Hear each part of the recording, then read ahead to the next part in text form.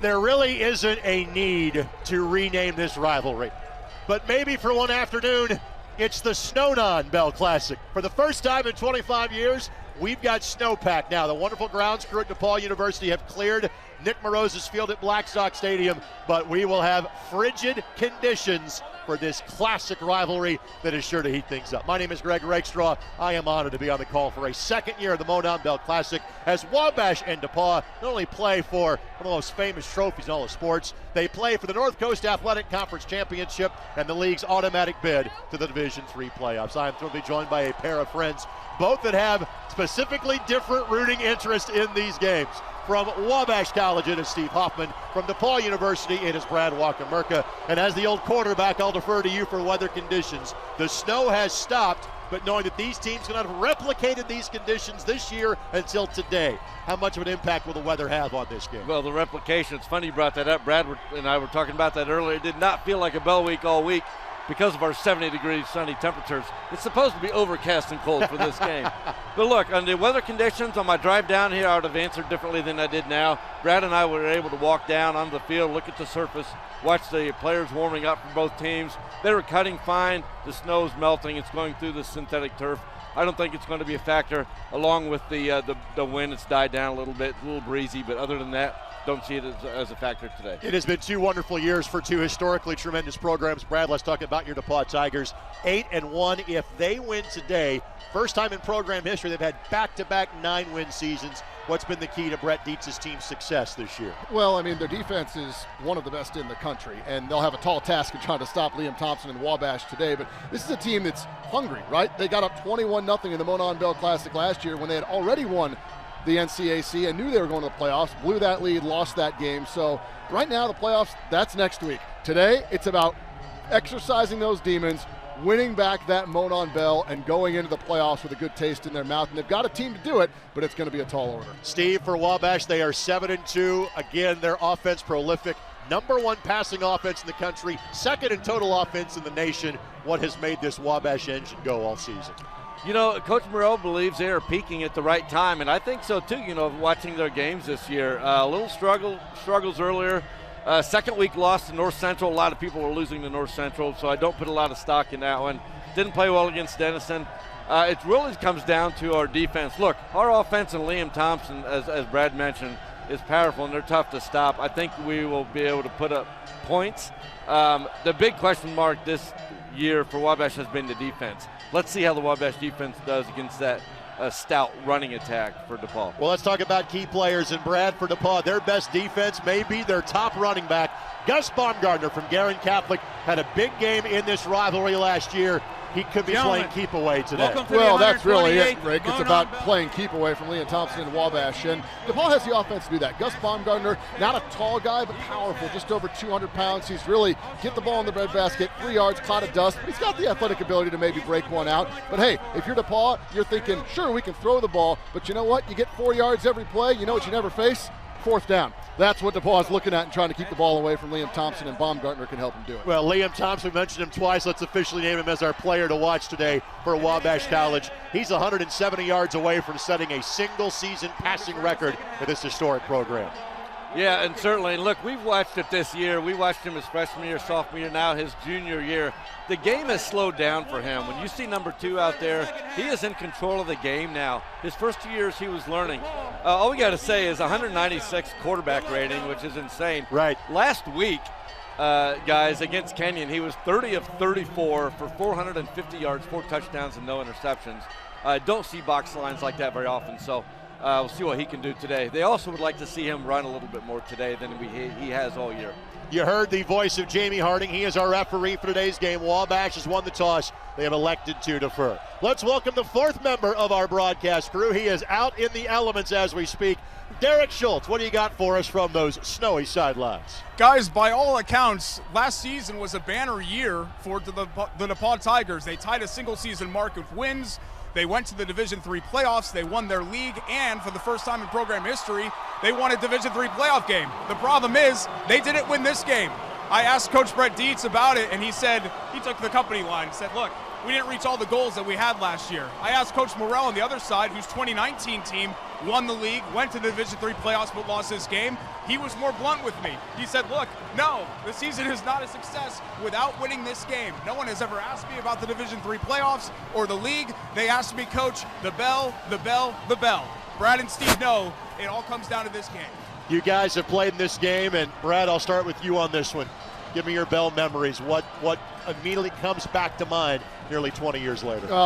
It's this atmosphere. You know, we've got great fans both at Wabash and DePauw, but you never have this many fans. It's the yelling, it's the students, it's parents, it's alumni, it's recruits in the stands, it's walking out and running out like these kids just did right now onto the field and saying, all the talk, all the prep, everything, here it is. You just kind of feel it when you run out on the field, and it is a new level of excitement, really, for anything you can do athletically at this age. That's what you remember. And then you get in the game, and it's kind of playing football. But this moment right here, right before kickoff right now, this is what sets it apart. My friend, as a player, as a coach, as a broadcaster, you have been a part of this rivalry now for decades. When I say Bell game, what comes to mind? Intensity. And as Brad said, everybody in this stadium, you know, there are bigger venues, bigger games, bigger stages, but everybody in this stadium is watching every single play and everything that happens on the field. My quick memory is my freshman year, we were dressing underneath the stadium, I think just as Wabash does now, and walking out and getting things dropped on us and things thrown at us. I'm like, okay, this is a different game than I've ever been part of from Delphi, Indiana. So it's the intensity of the game, and like Brad said, just the feeling right now before the game, just being around, watching, playing, coaching, whatever, is just nothing like it. So it's exciting. Steve, if you've ever seen me throw, you know that wasn't me throwing that golf ball at you. No, they missed. Okay. Well, then it probably was. Maybe he pointed out who to throw it to, but it Right. wasn't him that was throwing the golf ball. Kicking off for the Wabash College Little Giants, Brody Rucker, young man from Haskell, Oklahoma, will handle the kickoff duties. Heading back deep to return for the DePauw Tigers. Kick returner. Dual 13s. Matthew Coons, defensive back. Gabe Quigley, a wide receiver. Could be either one of those two talented players. And Dane Young, defensive back from Center Grove, also back deep to return as well.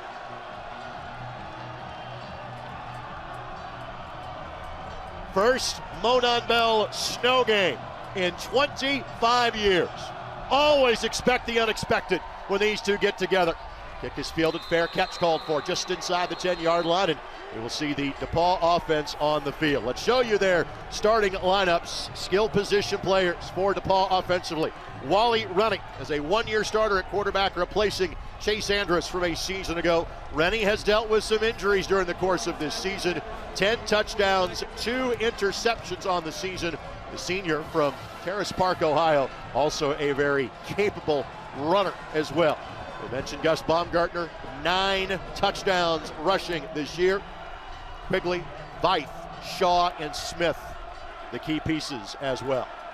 Quigley motioning across the formation, the converted quarterback from Carville. Handoff goes to Baumgartner, and he will pick up 4 yards. And frankly, Brad, that's exactly what DePauw wants to do all day long. Yeah, you'll see they spread Wabash out too with those 4 wide receivers, so trying to make sure that defense is spread so Baumgartner can hit some holes. And we saw Quigley in motion. Keep an eye on him. He's more of kind of a hybrid tight end and wide receiver, but Coach Dietz loves trying to get him the ball in some space. He is a great athlete and another key to DePauw this afternoon. Saw the starters fly by on your screen. Taking the handoff, running, will keep. He'll bounce it outside. First big pop of the game, delivered by the Wabash College Little Giants. And Coach Merrill said DePauw's offense is much different with Rennie and the quarterback. So he was concerned with Rennie coming back. He said he's really good. It really adds to Baumgartner running up the middle in that run, or the read option that they ran there. Really got to contain Rennie, which at least we did on this first play. That was Ben Netting that had the tackle. And you see the defensive line starters. Jake Pash, freshman from Indianapolis Lutheran, on your screen. Third and short in the flat, catch made, first down.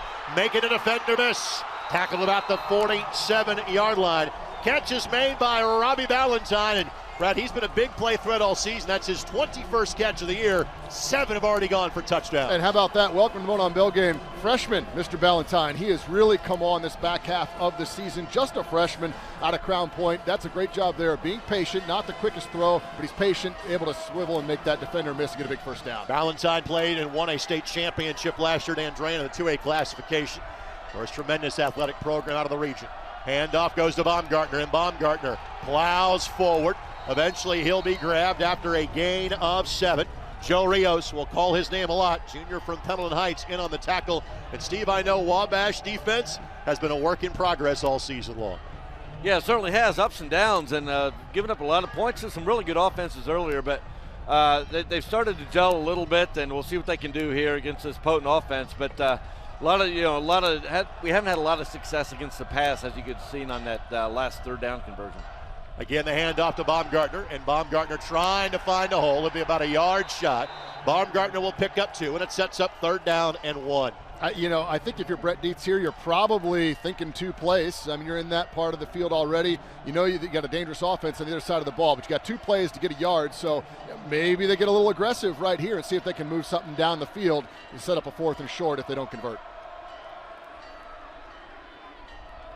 You would think potentially 4-down territory if you do not get it here. It's almost a free play here. But they'll just simply give the conventional handoff, and that's good enough.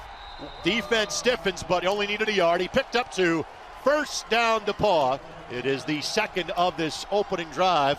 You got to remember, this DePauw had off to a great start last year, had a 21-0 lead by the end of the first quarter. Yeah, I don't think DePauw is going to be comfortable whether they have any type of lead until there's 0-0 and a 4 on that scoreboard. But let's not get ahead of ourselves here. Still a long way to go. But nice job on the ground by Baumgartner thus far.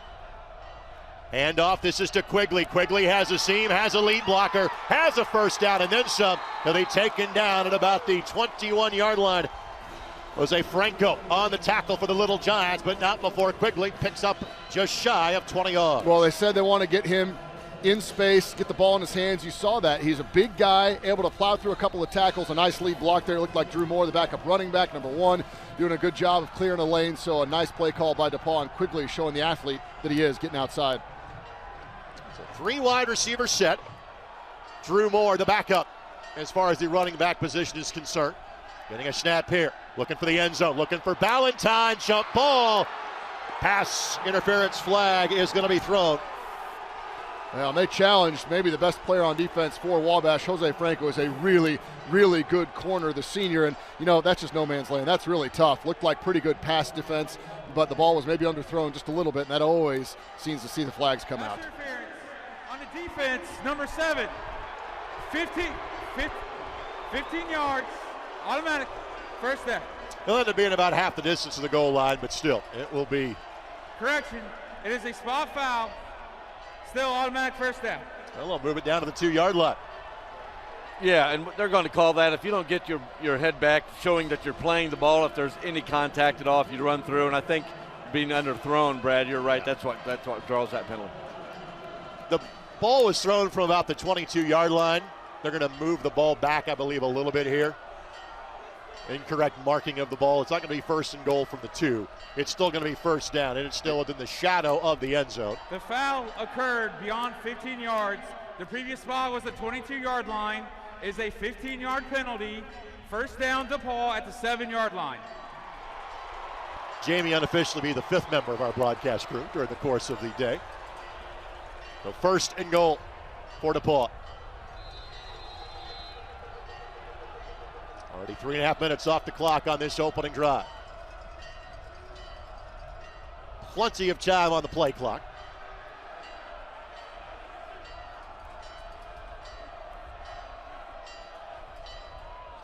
On the handoff, that's Moore. Nothing doing.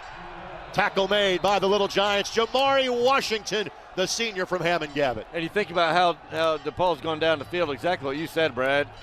You said 3 yards, 3 yards, 3 yards, you get a first down. They converted on two third down conversions with those 3 and 4 yard runs, but then they give it to Quigley. He also said to look out for on the big play in the middle of that drive. So really keeping Wabash defense off balance a little bit right now. Baumgartner back in there. Again, Quigley the motion man on the jet sweep.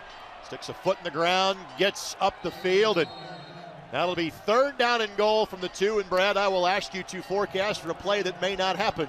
If DePauw does not convert here, are you going for it on the opening drive of the game? Oh, I think you absolutely are. I mean, what's worst case, you got Liam Thompson with his heels in his own end zone, probably taking a snap. I'll take that all day long and make him go 99 yards. I think this is 2 plays right here for DePauw to try to get 6. Getting a quick look at Brett Dietz on the sideline. Done a tremendous job in his brief time here in Greencastle. Former quarterback at Hanover College. Hand up, Baumgartner again, 4th down, not necessary. Much like last year, touchdown DePauw to start the game. It is Gus Baumgartner, his 10th of the season. And I really don't think he could have drawn it up any better for DePauw. We mentioned they would ride Baumgartner, try to keep the ball away from Wabash, some quick passes, and even some jet sweeps, some end arounds. So a nice mix of what you might call short to intermediate plays. Took one chance down the field, resulted in a penalty. Really a perfect script for Brett Dietz and the Tigers. So 6-0 is the score. Extra point try coming on for Joseph Sullivan. Junior from Cincinnati. McCahill the holder. Snap back, kick up. Looks good, and it is. 7-0 is our score. All right, Steve. Wabash with the answer. How do they go about doing that? Put the ball in number 2's hands. let him throw the ball. And like I said, Coach Murrow would like to use him running a little bit more this year. Look, he's a really good athlete. Liam Thompson is who I'm referencing.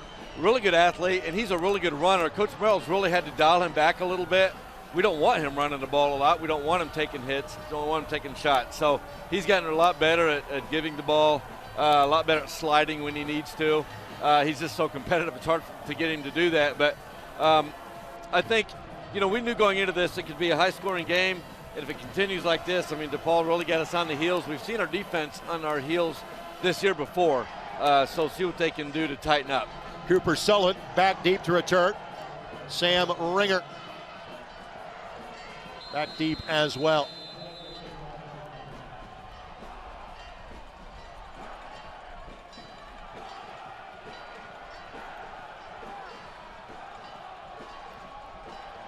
Jack Drake handles the kickoff duties. He and Sullivan kind of split the field goal reps. Drake is the distance kicker, if that is required today. Fair catch. Both teams liking to fair catch the opening kickoff, and that means that the Little Giants will start this drive at their own 25-yard line. Liam Thompson, again, the 3rd-year starter, young man from North Central High School. Again, if he continues on the track that he is on at the end of next year, as you see the scoring drive for the DePauw Tigers. Thompson will likely be not only the all-time leading passer in the history of Wabash College, and that in of itself is a mouthful, but also in the 40-year history of the North Coast Athletic Conference. Those are the numbers that he is putting up. And simply put, they have scored points on everybody this year. Take the handoff, isolation, tip ball. Pass is tipped. Well, it's just good pressure that time by the DePauw line, and those are the types of things that they're going to need to have this afternoon if they're going to get Liam Thompson out of a rhythm. You get him the rhythm, it's dangerous. But these types of things where you can maybe confuse him, you ruin the rhythm with a tip pass, that's big for DePauw. And as Ethan Lowry, they got his hands in the passing lane. He is one of the key players along that defensive line for DePauw. Snyder is the setback. Again, Thompson fakes this time, no problem. Firing one in the flat. Gang tackled out there by DePauw, but that is Derek Allen, the junior from Warren Central. And if things go well for Wabash, we'll say his name an awful lot today. Yeah, we certainly will. Look, a lot of a good army of receivers out there between Cooper Sullivan and Derek and Penn Stoller and Heisman Skeen, so he'll spread it out. Steve gets credit for being the first guy to say Heisman Skeens in the broadcast today. You mentioned the running game of Liam Thompson. Got punished for his efforts, but the rewards were worth it. 5-yard pickup, 1st down, Little Giants. It's really an important thing when you're going to do this as a quarterback. Quick recognition. You saw Thompson almost right away, saw there wasn't an option outside, and took it himself for the 1st down. Quick recognition, quick 1st down. Speaking of quick hitter to Allen. Allen makes one defender miss. Can't make the second defender miss. The guy that may have tripped him up was also the guy that he could have beaten on that first play. That's Dane Young on the tackle for DePauw. Yeah, that certainly didn't look good from the beginning. I mean, you had 3 black jerseys out there, and the fear of mine as a Wabash fan was that may have been considered backwards, and then he drops it. Really no gain. 2nd down. Here comes a corner blitz. Thompson recognizes it just in time. Stiff arms another player. Now will fire it and makes the play. And that in a nutshell is what makes Liam Thompson so special. Allen with the catch and across the 50-yard line for Wabash. That's got to be a sack. I mean, Matthew Coons on a perfect corner blitz coming in there, and the elusiveness that Liam Thompson showed, then the ability to keep the play alive. What a play by number 2. That's got to be a sack, though, for DePauw coming in with that kind of blindside pressure. Well, Thompson is famous for his stiff arms in this game. Looks to run on this one, and Thompson will be wrapped up after a gain of 3 or 4. Finds the one remaining pile of snow that we've got. Jake Comer, a sophomore from Danville. He finished his high school days playing for a 3A championship for Jamie Comer at Danville. 2nd down and 7. And Jake Comer's older brother, Sam, hit 2 free throws at Wabash last night as a junior basketball player to help us put away a win. Tipped. Good read. Ball knocked away by DePauw. That is Luke Marsh. Speaking of state championship pedigree, he's got a few of them from his days at Western Boone. And on a couple of young defenses, he was a young man that was an impact player for the Tigers a season ago. Yeah, he really is. That's a great read right there. Probably one Thompson would want to have back. Quick throw and just didn't see Marsh coming over, and that almost was going the other way. And I think similarly to DePauw's drive, I think this is 2-down territory here, or 4-down territory, however you want to call it. So 3rd down and 7. The line to gain is the 37-yard line. Tigers bring 3. Thompson surveying, buying time. Will tuck it and run. Will have the first down. Nudged out of bounds by DePauw. That is Joey Rowland, freshman from Greenfield Central on the tackle. But again, needed 7, got 8. First down, Little Giants. No pressure right now from DePauw. I mean, they dialed up the blitz on the one play, but Steve, I mean, if the offensive line of Wabash is going to protect like this, it's going to be a long day for DePauw's defense. Well, they're keeping him in the pocket initially, but he's just good enough to get outside. They needed to get that big sack you talked about earlier, Brad, where they had a chance. On the handoff note, keeper by Thompson. It's been all Liam Thompson so far. And let's talk defensive philosophy, fellas. And Brad, I'll look at you. I'm not so sure at this level the way to defend Wabash is kind of the Pat Mahomes theory. And that's dropping 7 or 8 guys and have as many guys looking at the quarterback as possible. Yeah, and then you sprinkle in the blitz at the right time, like we saw DePauw try to do. I think that's exactly what you have to do, Greg. Handoff goes to Snyder. Again, Snyder returning from last year's contest and did not get much. First true running back carry, and for the second time, we call Ethan Lowry's name for the Tigers. I think the one issue you get into, sorry Steve, the one issue DePauw may get into by dropping that many guys, we saw it in another play, you give Liam Thompson a lot of time. If you're not going to win with that front 4, we've seen it with Pat Mahomes, right? Like you're going to get into just a lot of trouble with DePauw. And Liam had his hand in every play until that one, but we finally, like you said, a true running back play. I mean, Liam's either running or throwing it every play down the field. Snyder, 589 yards rushing and 11 touchdowns on the season for the young man from Mishawaka. This time Snyder goes right up the gut, both hands covering the football. First down, Little Giants at the 22-yard line. Yeah, both running backs run similarly. Like you're going to see both hands. It's old school, right, Brad? Both hands on the ball, lower shoulder. Everything is falling forward and going forward. I know media guides are a thing from 10 weeks ago, but we're going to see, 10 years ago, we're going to see some shots of the snow in the background. You're going to want to save these photos for years gone by. That's why they kept some of the snow out there, just for that. Just for the scenics, as we call them in television. Again, it's Snyder. So we're seeing kind of the first kind of counter here from Wabash. Now they're seeing something defensively. They're going to run the ball up the middle for a few plays. And both offenses have done a great job of getting the defense on their heels and just really not sure what's coming and off balance. How about 9 minutes gone already? RPO, quick hitter. Out in the flat, that is Heisman Skeens, young man from Mississinawa. And he will pick up just a yard on the play, and it sets up 3rd and short. Yeah, DePauw had that covered pretty well. It's a long throw to get just a couple of yards. What you really need there is blocking. And DePauw just had numbers simply that overpowered the Wabash offense on that. Skeens, a senior. So 3rd down and 3. Wabash has not kicked many field goals this year, not because they don't have a confident kicker, because their offense has been that good. Thompson, again, will tuck it and run, loses the football. DePauw's got it. It'll be a drive that ends in no points as Thompson is not sacked, but tackled, loses the ball. And the man that's got the ball in his hands is Luke Marsh. Yeah, you see right here, Thompson kind of was in between deciding to tuck it and run, maybe still looking for a pass, and as he tucked that ball down, was hit by the DePauw defender, and it knocked that football out. Maybe it's a cold a little bit too. We mentioned none of these teams have even practiced in this weather yet. That's not a mistake you see often from Liam Thompson, and a big play for DePauw. The hits combined by Ethan Lowry. We've talked about him a lot. How about David Gould, the defensive end from Cathedral? Those two combined to make the play. And fellas, whoever wins the turnover battle is probably going to win this football game. So nearly 10 minutes in already. Handoff. Baumgartner stuck. Gain a minimal one. Joe Rios. Again, we're going to call several defensive names often for Wabash. Franco Rios right up there with him. It's a nice hit by Rios. He's warm. He's good. Colt's not impacting him. We've called his name a few times. You know, defenses talk about these turnovers, right? Sudden change as a defense. You got to go out there and make it stop right now.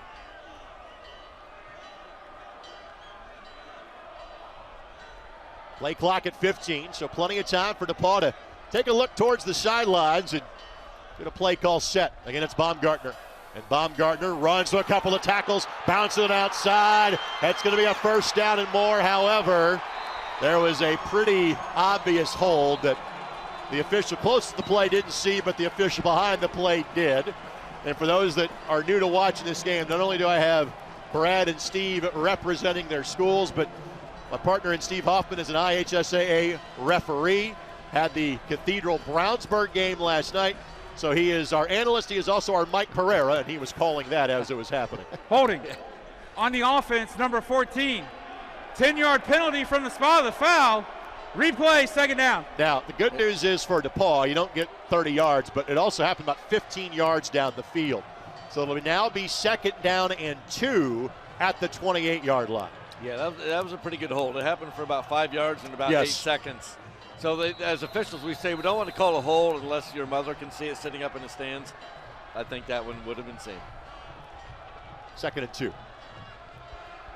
6 in the box here for Wabash. It's Moore, and Moore does just enough, makes guys miss. Wasn't a great run, but needed to get the nose of the football to the 30. He does just that. First down, Tigers. Yeah, that's all DePauw needs is to move the chains. Tough play in the last one, but like you mentioned, Rake. I mean, DePauw still got some positive yardage out of it with the hold being downfield. And the chains move for the Tigers again, coming off the turnover here. If you can string together a couple of first downs at worst and flip the field, that's a win for DePauw. Hey, and we let that hold kind of overshadow Baumgartner's run on that. I mean, it was impressive. Yep. He got away from a few people who were around his feet and just kind of tucked it in and again, a big gain. So he's impressive. To give you an idea how much the ground game has been a part of this game plan, Rennie just threw his second pass of the game. Catch is made out to the 35-yard line. Receiver is Jalen Smith, his 28th catch of the season. Now again, there was also one passing play that got called back because of pass interference, but as expected, and this is not a knock on Rennie. Again, I think this is offense playing defense as much as anything. It's been ground and pound so far for DePauw. He can throw the ball down the field, and we'll see that, I'm sure, at some point. But right now, you're moving the chains. That was basically just a run to the outside. DePauw will take it 6 yards on first down. Fake the handoff. Rennie on the keeper. And Rennie gets a yard, and that's it. Tackle made behind the play by Owen Volk, young man from Roncalli High School. And this is a play you're hoping to set up with those jet sweeps that you've run to Quigley if you're DePauw. A couple of nice runs he had on that play early in the first drive. This time you're hoping the quarterback can keep it, and Wabash did a great job staying home on defense, not biting on the fake. Great thing about small college football, it moves quickly. We are 12 minutes in. We've been playing for about 20 minutes of real time. 3rd and 4 coming up here for the Tigers. Helps me have two pretty efficient offenses, too. Not a lot of incomplete passes. There may not be many possessions in this game. It's going back and forth. Blitz coming. 5-man rush out in the flat and diving effort. No. Quigley could not hang on to it. And do we see the punt team come on for the first time? Certainly appears that way for DePauw. It's exactly what you want to do if you're Wabash. Try to get some quick pressure right there and force a fast throw. He was open, Quigley was, but the throw was quick, and it forced an incompletion. Well, yeah, forced him to throw a little earlier than he wanted to on that outcut. And credit to Wabash, Steve. After the turnover, defense finds a way to get the stop. Yeah, when I coached, we said on when the offense turned it over, sudden change, we all yelled it, and that's exactly what you need to do. Drake, a booming kick Fair catch called for back at the 15-yard line. That is a 49-yard punt and a 49-yard net. And let's note, again, you and I were at high school football games last night. Wind was a factor last night, not so much today. It's just cold out here. It is cold, and the wind has died down. The other difference I noticed between high school quarterbacks throwing in the wind and college quarterbacks is their arms aren't as strong, and so it does affect high school quarterbacks more. But man, it certainly didn't affect that punt. That was impressive, right into the teeth of the breeze. Quick look at the starting offense for Wabash. Thompson fakes the handoff, has three options. Buying time, going sandlot football now, and my goodness. That's a heck of a throw. That's as impressive of an incompletion as you're ever going to see. Good luck trying to defend that long term. He has, over the years, we can see he's getting a stronger arm, a tighter spiral, but a quicker release at the same time. So he just looks, and as I said before the game, the game has slowed down for him a little bit, and you can see it on these plays. He's just in control, even on a play like that. That is tough on the DePauw secondary, Brad, and that was impressive coverage. Starters for DePauw's defense flying by on your screen. Four-man rush. Thompson looks, fires, finds his man. That'll be a first down, steered out of bounds. That'll be Cooper Sullivan, and he is one of the handful of young men from Jacksonville, Florida. Steve, explain the tie from the Bulls School to Crawfordsville, Indiana. Well, not a big tie, except that we got a couple guys in 1 year, and then you know how it goes. It happens at these small schools, and you get kind of a trickle. Somebody follows them because the kids both of these schools get are usually leaders in their high schools. Others follow them. We have had 4 starters on the field from that school. Handoff goes to Snyder. He is met after a gain of 2 and knocked backwards. David Gould makes the play, and Brad, on that flip side as well, I know one of their defensive starters is from Woodstock, Georgia, so mostly Indiana kids, but not exclusively at these two great schools. Yeah, I think most of those guys probably didn't come up for the Monon Bell game. They probably came up in August, right, to watch Exactly. games up here. But, you know, there is occasionally, you see kids from Arizona, from Florida, from Georgia. I mean, these are 2 nationally known schools, so they're going to draw from across the country at times. A second and long. Again, Tigers bring 4, one man unblocked.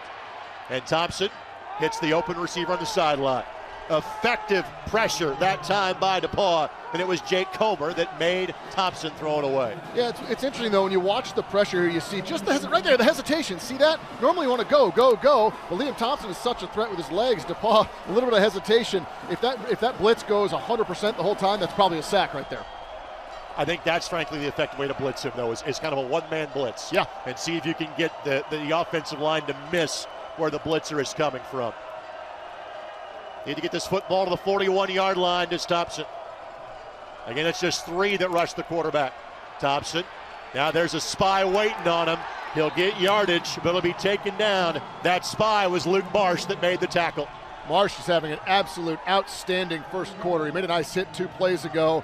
He obviously had the fumble recovery, the spy right there on Thompson. So number 8 in black and gold is having a great first quarter on defense. Steve, this is a story. Wabash is likely going to put a 0 on the board in a quarter. There have not been many quarters all season long where that's been the case for the Little Giants. Yeah, if you want to draw it up like DePauw would like this game to go, and Brad mentioned it before the game, you want to keep the ball, you want to get the clock down, you want to get the stops when you need to. It's exactly what they did. So it has not happened often. Brigham Anderson, who will handle the kicking duties as well, gets the kick away. Trent Veith from Center Grove High School will catch it at the 33-yard line. And if the next play is a rushing play for the Tigers, that will be it and all for quarter number 1. Yeah, probably pretty good odds it will be, the way DePauw has run the ball. And I think it's just more the same if you're the Tigers. You know, you got stopped on that last possession, but you still picked up 1 first down. We've seen the short passing game work. We've seen the jet sweeps. We've seen Bumgarner with some nice runs. So more of the same likely for the Tigers as they come out here with their 3rd possession. Baumgartner so far 7 carries for 35 yards and a touchdown. Ready? Quarterback draw. Not much there. Gain is minimal. Tackle made almost immediately by Cade Lansdell, the senior from Center Grove. Yeah, that's another way to get yards. Spread them out with the quarterback and try to use the draw. Yeah, and if a quarterback can run, and both of these quarterbacks can, man, that puts additional pressure on the defenses. You'll see Rennie head back to the huddle, but I don't think they'll get this play off in time. We are moving on to quarter number 2. 7-0 is our score after 15 minutes of football. Tigers have the lead. They'll have the ball when we come back. You are watching the 128th Monon Bell Classic from Greencastle here on the ISC Sports Network.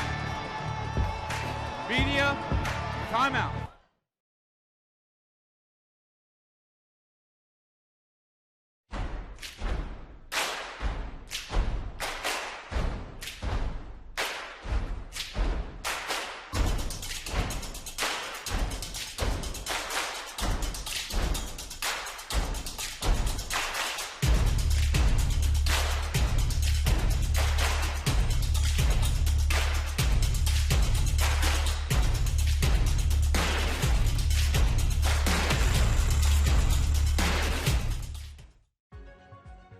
The world around us is changing, and so DePauw, like any other school, needs to continue to evolve.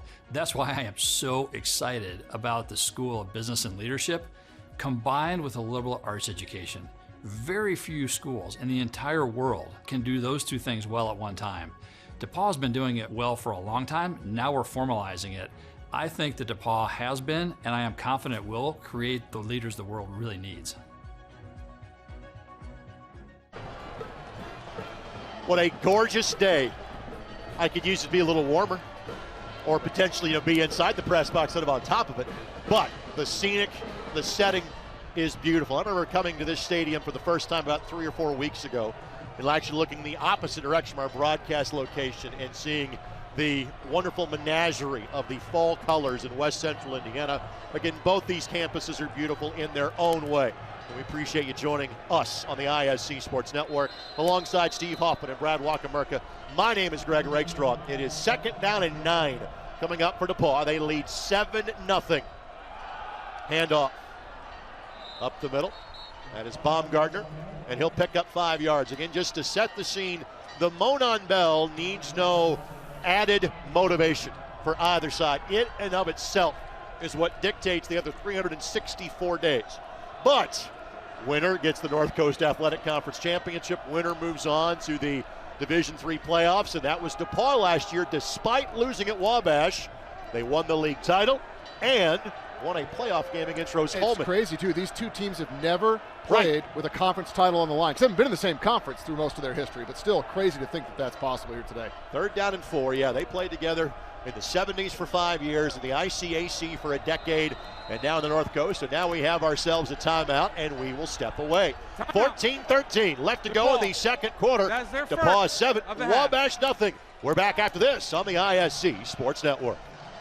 DePauw is a perfect balance of academics, athletics, and still being able to have a social life and be involved on campus. So I think the DePauw Alumni Network has also mentored me to really find my passions after graduation. Both my internship at Salesforce and at Delta were both in finance, and I'm battling between what company I want to choose to go into after graduation right now.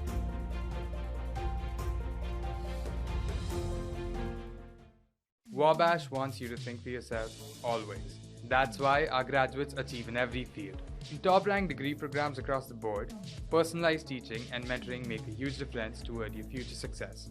Our classroom experience is one of the best in the country, and the average class size is 13. So you really get to know your professors and classmates. We don't simply attend class, we engage in it. You can learn anywhere. Come to Wabash, learn more. I want to take this moment to thank our wonderful ISC Sports Network crew, Jordan Shue, Sean Walker, Adam Phipps. Thank you to Becca Kelly, Eldon Wheeler, Dylan Lax, Ryan Pierce, Alan Hughes, Rob Lynch, and Jamie Owens.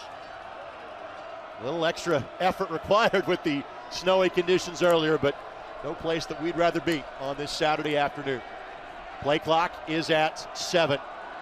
3rd down and 4. Snap in time, 4-man rush. Moretti rolls, looks for an open man. Nothing, just throws it away. Yeah, that's tough for DePauw. You come out of the quarter and you run one play, then you call a timeout, you see something you don't like, and you drop a play that, frankly, it just didn't work. That looked like on the right side, or on the near side here, that was just kind of a quick 5-yard hitch and stop. Both guys hitched, both guys stopped. Neither guy was open. That play just didn't work for the Tigers. Yeah. Here comes the punt unit on, and we thought this was going to be a high-scoring game. We've had one touchdown in 16 minutes. Again, you always expect the unexpected in the Bell game.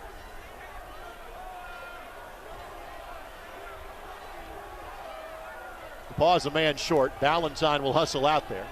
Play clock is at 9, so he's got time. And Drake, he really is a weapon. He's got a big leg. We saw it in his first punt, but he is one of the best punters in all of Division III. Not on that one. Nope. I shouldn't have said anything. Talking about the no-hitter, Brad. Broadcaster jinx works even when you broadcast one game a year. That ball at the 30-yard line. So the punt, not a great one, and Wabash will take over. But again, the story so far, 2 drives, no points for Wabash, and that has not been the norm for this Little Giants offense this year. No, the first drive was impressive, going right down the field before Liam fumbled the ball up, but and then punting the next time. This is a fun game to watch so far, back and forth. Some people both trying to run the ball a little differently than each other, but still trying to run just the same. Snyder, great job by the left side of the offensive line. Outstanding open field tackle, that time by Jonathan Bruder, sophomore from Centerville, Ohio. But Snyder still picks up 5. That's probably a 20-yard run, maybe more, if Bruder doesn't make this tackle. That was a really nice move by Snyder. Great open field tackle by Bruder. Still, though, a nice gain on first down. And again, it's not as if Wabash can't run the football. It's just that Thompson has been so electric all year. That's always where your attention tends to go. They'll hand off to Snyder again, and he'll get nothing. Again, it's David Gould.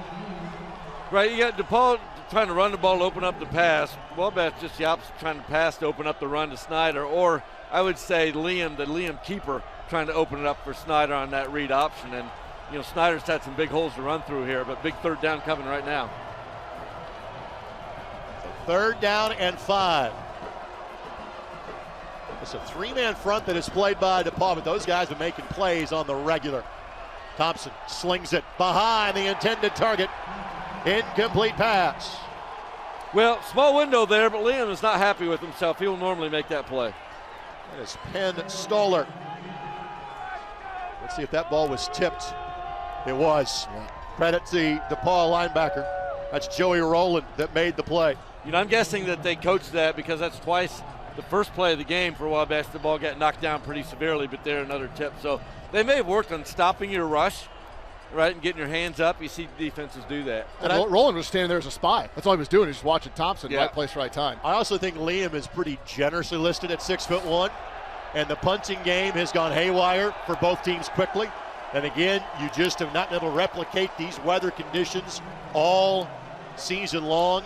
That kick, maybe 15 yards. Yeah, great field position for DePauw here. You said haywire for both teams. This is a little bigger of a haywire than DePauw punt haywire, but man, what was that? 15-yarder. So at the 48-yard line here for the Tigers.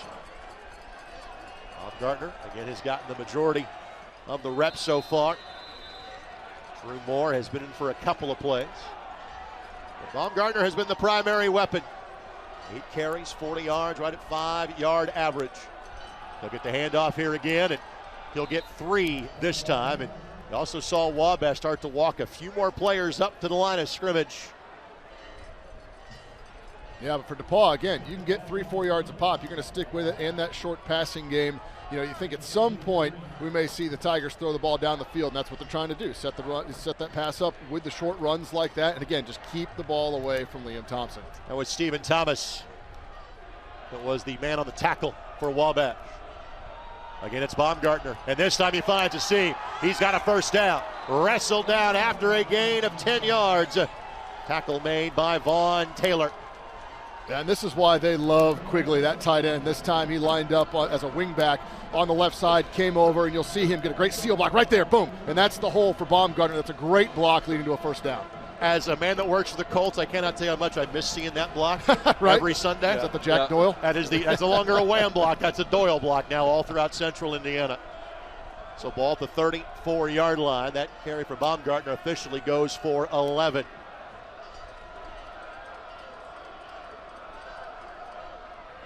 Again, it's Baumgartner. Just follows his lead. And it may not be pretty to some, but again, 4 yards and 5 yards every touch. That's exactly what Brett Dietz wants to see from his team today. Absolutely. Just follow the snow line right here, right? We've got the one line of snow just going down that far hash and just keep going right down the line, 3-4 yards a pop. And the offensive line for DePauw, we haven't really spoken about them much, but they've done a great job early in this game to open up those holes. By the way, quickly on those Wabash helmets, there's no W today. That is in recognition of the way the helmets looked in 1977 when the Little Giants reached the Stag Bowl, the Division III championship game some 45 years ago. 2nd and 6 on the rollout, catch made. Good job to come back to the ball. Oftentimes as a receiver, when you do that, in Trey Shaw, you're getting up the first down. They do that to beat the defender to the ball. That was well done by Shaw. DePauw moves it again. It's a great route tree. Jalen Smith on top, too, was running a corner route, and he was open potentially for even a larger pickup. But that time there, Elder was able to take the check down, still get the first down to Shaw, and a nice play to break out of that tackle and move the chains. And if he doesn't break that, he doesn't get that first down. So big run. Additionally, the Wabash uniforms, Kevin Clifford, class of 77, big inspiration behind that. And was the major donor in the new Little Giant Stadium a couple years ago as well. Love the bell on the shoulder pads, too, on the shoulder there. That's a really cool touch to have the Monon Bell on the uniform. First down, at the 23-yard line. A bit of a wobbler that Shaw is able to catch. Makes a defender miss. Still going. End zone. Touchdown. DePauw Tigers. That's just a great individual one-on-one effort by Trey Shaw. He is an electric receiver, the senior out of Brazil, Indiana. He's been in this game. He's been in some big moments. Just watch him here running away from 2, 3, 4 white shirts, and he scores a huge touchdown for DePauw. For Shaw, that is his 6th receiving touchdown of the season. Northview High School. And we are starting to see snowballs rain down, and we kind of figured that would happen at some point in time, and I'm sure there's going to be a little bit of an official's admonishment to make sure that does not happen. Yeah, you don't want to see that. I mean, look, there's parts of this rivalry that make it a rivalry, right? But, if you're DePauw, you just scored a touchdown, you've got momentum, let your guys kick the extra point, right? I mean, come on, the fans got to be a little bit better than this. So literally, Coach Dietz is going to walk towards those stands and basically say, knock it off. Yeah. Yep, for him. So he is telling his players going to the bench. Don Morrell talking to his young men on the field right now. Officials timeout. And again, the officials timeout. Message has been conveyed. DePauw leads at 13-0, extra point pending. Yeah, I mean, definitely not anything any of us would have done at school as college students, I'm sure, in this game. But hey, you know what? It's a little extra environment, snow. We haven't played this game in snow in 25 years. You got some students kind of juiced up, excited. All the DePauw fans there after their team goes up with their 2nd touchdown. But still, good job by Coach Dietz to go over there. Hopefully we don't see that again in this game and we can put it behind us. And, it's a different environment these kids don't play in all year. Now they have a bunch of people behind an end zone. Yeah.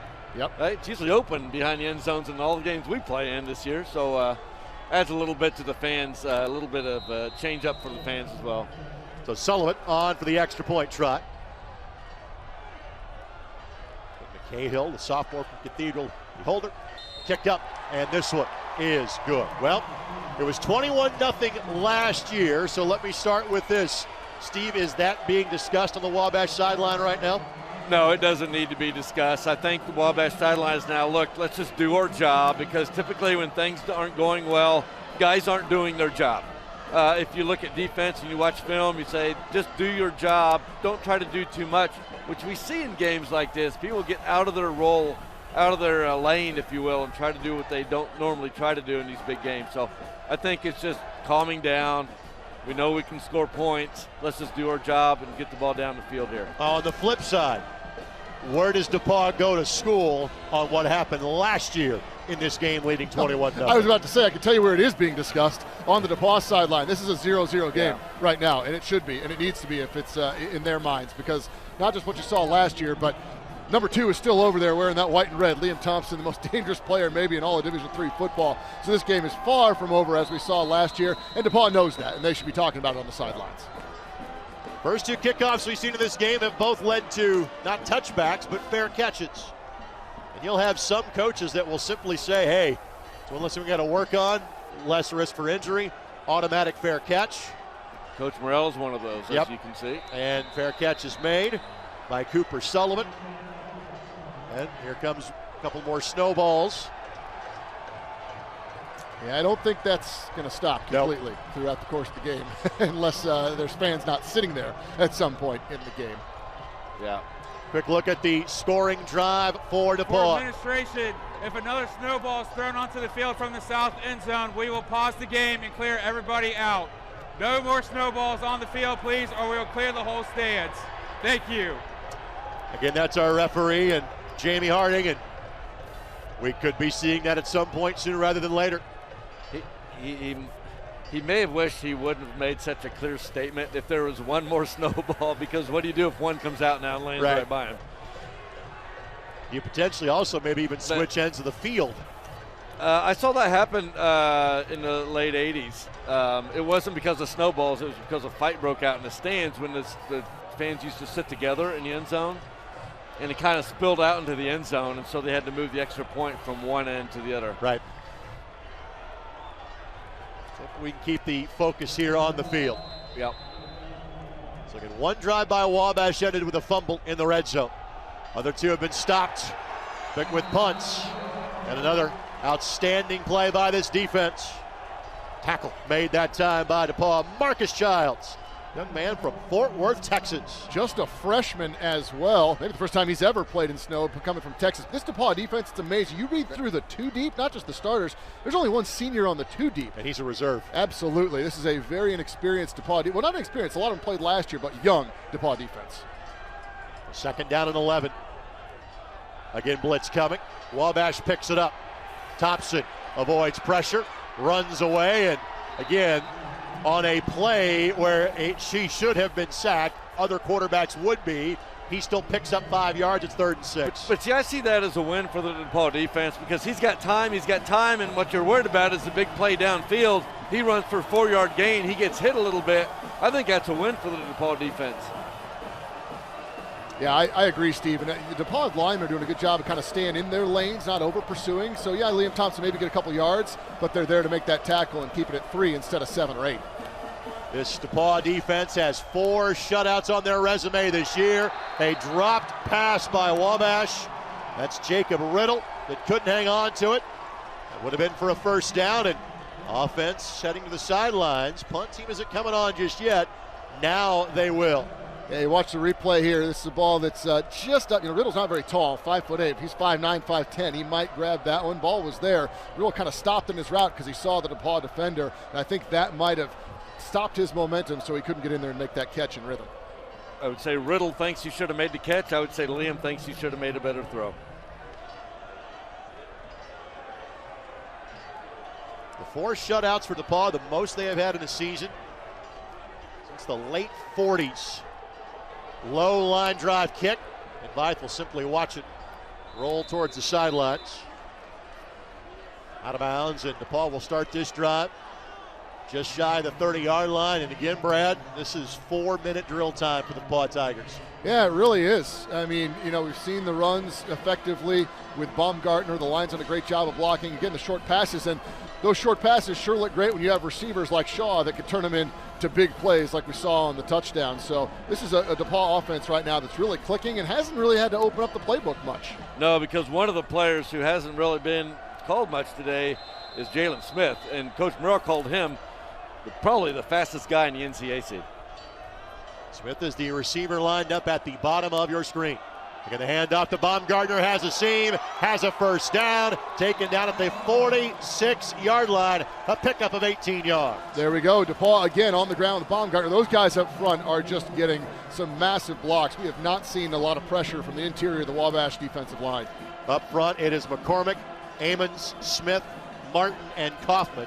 Kaufman, the right tackle, sizable young man from Cathedral, coming back from an injury, just got cleared to return this week.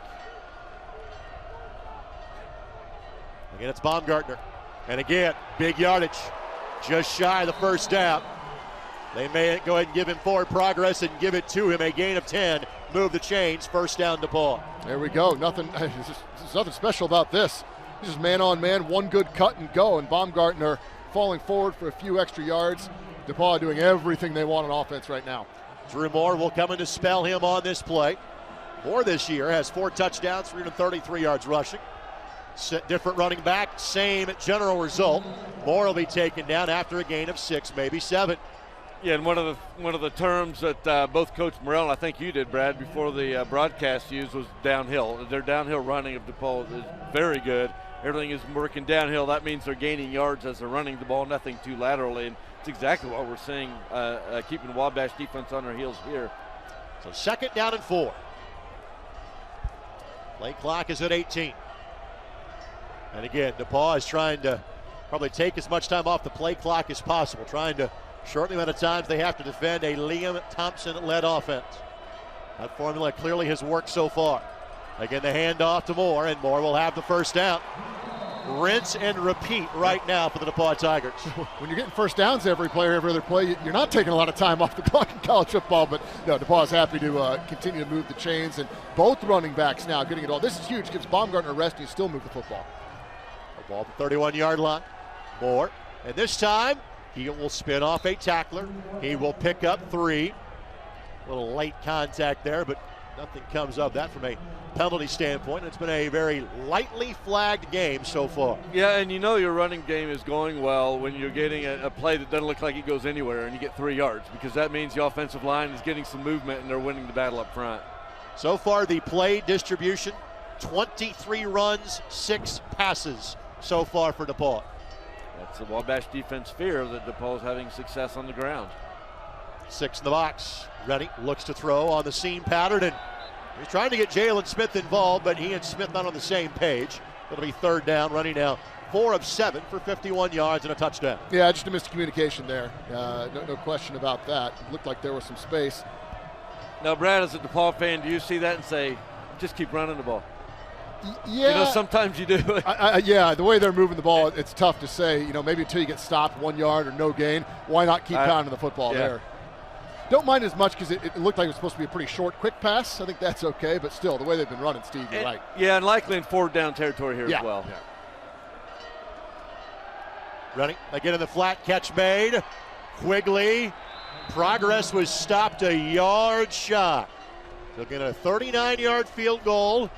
Or given the way you're running the ball, go for it on 4th and 1. Yeah, I think absolutely. I mean, you can open the playbook here, too. I mean, they've been effective passing in the short pass game, but here, gosh, you got to think 1 yard, the way they've been running the ball, give and move the chains. Evan Borer will come in as an extra blocking back. Young man from Zionsville. So we need to get the football to just shy of the 21-yard line. Quigley, the man in motion. Baumgartner, first down. Wasn't a big gain, but didn't need to be a big gain. Again, you see a couple of guys start flying at the end of the play. Last man to get up for DePauw was Adam Ammons from North Putnam. First down, Tigers at the 20-yard line. And with all the rushing attempts DePauw's had, I'm not sure there's been a negative yards rushing attempt unless it's been by the quarterback or on a scramble that I've seen so far today. I might be wrong, but so with the offensive line push they're getting, that's what you do right there. Hand it to Baumgartner, let him go. And again, Borer will stay in as the blocking back. Blitz coming. Man-on-man coverage looking for Shaw. And not enough in that. Little contact, but again, not enough there. And Brad, you alluded to it earlier. Certainly, Jose Franco was on the radar. Brett Dietz coming in. Best cornerback for Wabash. Yeah, and he's got a lot of experience. He's played a long time coming back for another year, which some players were able to do with COVID. So senior here, he's got a lot of games under his belt, played a lot as a freshman. The term super senior has been invented because of the COVID pandemic. Of course, we did not play this rivalry game in 2020. Made last year all the more special. Baumgartner runs through a couple of tacklers. Right at about the first down marker, should be about a yard shy, but the yardage continues to pile up. 3rd down and 1. And if we go back one play, I think you see why DePauw dialed up a deep shot in the end zone on first down, because they know they can move the ball. 2nd and 10, they pick up 9 yards on the ground. I mean, really, everything is working ground game-wise for DePauw right now, so why not on first down take a deep shot or two? Right. You potentially have a free play here on 3rd down and 1. I think you do, yeah. Down to 5 minutes and less left to go. Well, they'll take the sure thing, so to speak. Which is, again, playing keep away a little bit too. So maybe you don't want to score too quick. Baumgartner has already cleared 100 yards rushing in this game. Wow. 16 carries in the first 25 minutes of the contest. 16 for 103. First and goal. Can history repeat itself in terms of DePauw racing out to a 21-0 lead in the Bell game? Wabash defense stepping a bunch of guys up on the line of scrimmage here. That number is 6. Take the handoff to Moore. Rennie reads that defense will keep, and he will slide down, and that was not to give himself up. That was Frank not to take a pretty good wallop from Franco on that play. That'll be really no gain, second down. Yeah, it keeps the clock rolling too by staying in bounds there. But you know, I think it's amazing what we've seen Baumgartner do with still 4 minutes to go in the first half. This is a guy that runs the ball well, but you know, 67 yards a game. I mean, it helps kind of spread that offense and balance that offense out. But this is by no means a rush-heavy offense. It's just worked to perfection here today. Moore stood up after a gain of maybe 1. And again, now that you've got less ground to cover, Wabash can obviously put more guys inside of the box, and those rushing lanes are starting to close a little bit. Yeah, it'll be interesting to see what the Wabash defense does in the middle of the field next time DePauw gets the ball and trying to get some more folks in the box to stop this running game. You cannot allow DePauw to keep running up and down the field like this. Make them put the ball in the air a little bit as well. This would be really interesting. I think if DePauw gets this inside the 5, they really think about potentially going for it on 4th down, but no gain, probably kick the field goal. So a big play right here on 3rd. It's Gavin Rupert in on the tackle for Wabash. 2 wide each side. Timeout going to be called by DePauw. The play clock was at 4. So second timeout. We will keep it right here. Brad. Timeout. DePauw. That is their second of the half. I'll have you put on your offensive coordinator hat, which you are one for, I think, your son's 4th grade football team right now. So yeah, mixed clearly, results. You know, qualifications have been lessened these days for coaching responsibility. So, offense coordinator job here is yours. What do you call it here? I think I'm looking for, we got your wide receivers are spread out. Some kind of quick hitter, slant, maybe a quick hitch, something into the end zone here. And that way you know for sure, hey, if you don't get it in the end zone, you're kicking the field goal here. Because if you get 3 or 4 yards, you got a tough call on what to do on 4th down. But I'm looking to spread the offense out, spread the receivers out. The one guy you have with size is Quigley, the tight end. So maybe you throw something up to him, or you look to a quick slant to one of the outside receivers. You do quick hitter, or do you do more of a play action since you've had success running the ball a little bit, maybe selling Baumgartner, getting the linebacker step up? I think you go quick based on where you are. I think you might run out of room by the time you do that play fake. So I think they go quick, look for a little quick slant, or throw something up to Quigley. 152 yards rushing already in this game for DePauw. 37 offensive snaps, averaging 5.5 yards a carry. Yards per play in this game for Wabash, it is under 4. DePauw right at 6 yards a snap. Steve, maybe the one thing you could see is, a real slow play fake to Baumgartner and let Rennie roll out with it and run, like a kind of a designed quarterback run. See if he's got some open field and get, again, I think inside that maybe 3-yard line, probably going to go for it on 4th down. Yeah, I do like them keeping the ball in Rennie's hands if I'm a DePauw fan. I agree. If you go for a field goal, if you don't get it here, it is already a 3-score game heading into halftime. Blitz coming. Rennie reads. Throws. Quigley. Got it. There we go. Touchdown. An extra point away from being exactly where the Tigers were a year ago, albeit in that game in Crawfordsville, it is 20-0 DePauw. Well, he's your one receiver with size at 6'3", and I said maybe look to throw it up to Quigley. That time, just a nice out route, a well-designed passing tree right there, and Quigley open, uses the body right there to box out that size for the touchdown. Well, unfortunately, there were more snowballs that were sent at the direction of the Wabash players, and so I'm not sure if they're going to clear the entirety of the stands or just try to remove some selected fans, but we are going to have a pause in the action because of some snowballs that were sent in from that end of the stadium, which is obviously a predominantly DePauw section. We've got the 2 stands at the north end that are split and in the corners between DePauw fans and Wabash fans. That is an all DePauw end zone. And it looks like we're going to at least try to continue to play, but Those conversations are being had now in terms of saying, hey, enough. And going back to that play, what Quigley did really well was come back to the ball. It was thrown not really short because on the out cut, but he did stop and come back to the ball because it really wasn't bad coverage. Yeah, that's just, you have a guy with size. Quigley 6'3", about 220.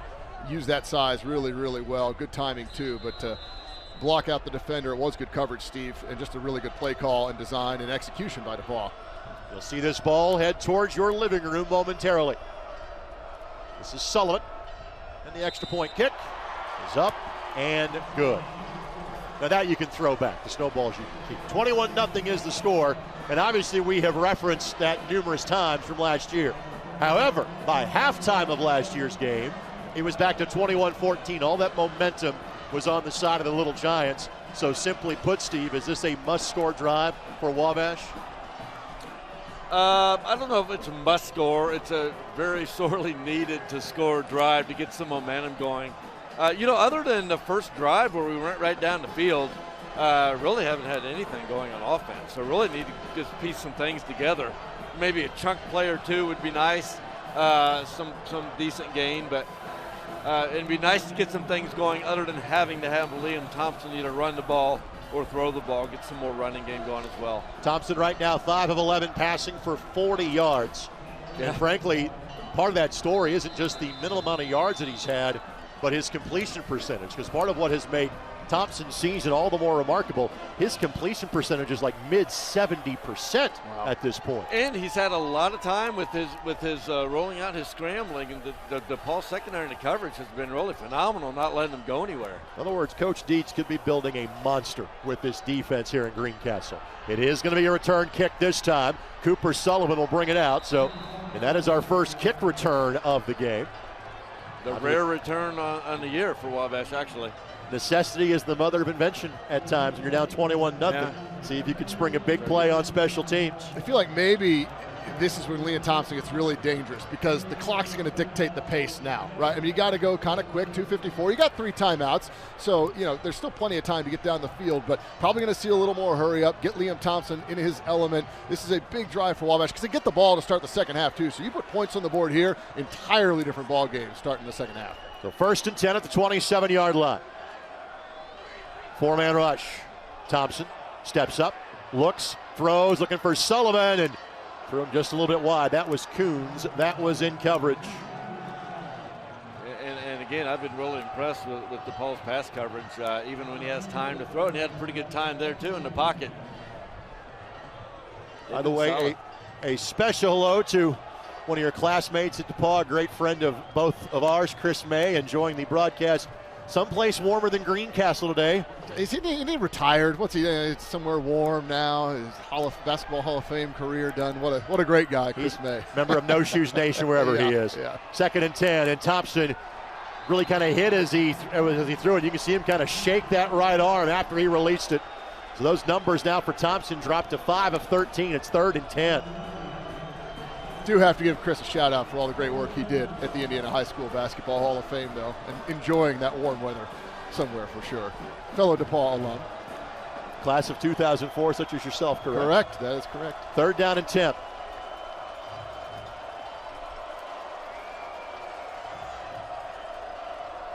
Two deep safeties back.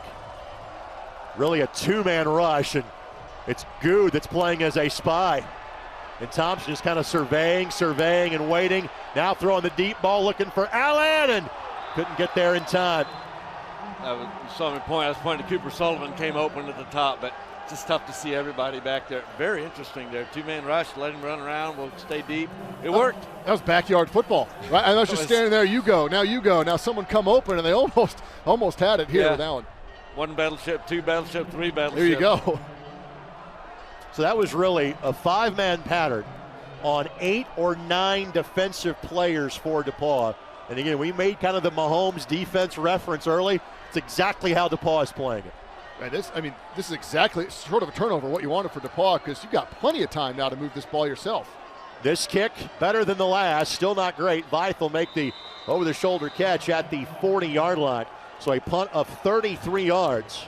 by Brigham Anderson and no return. You know, we're looking at Wabash getting the ball with under 3 minutes. Like, hey, there's plenty of time to get them to go down the field. Now DePauw has the ball with still 2:24 left in the half on their own 40, and the Wabash defense hasn't stopped them recently. Let's note that DePauw, though, has just one timeout remaining. They had to use one right at the beginning of this quarter, used one down in the red zone before the 3rd and goal call on the last drive.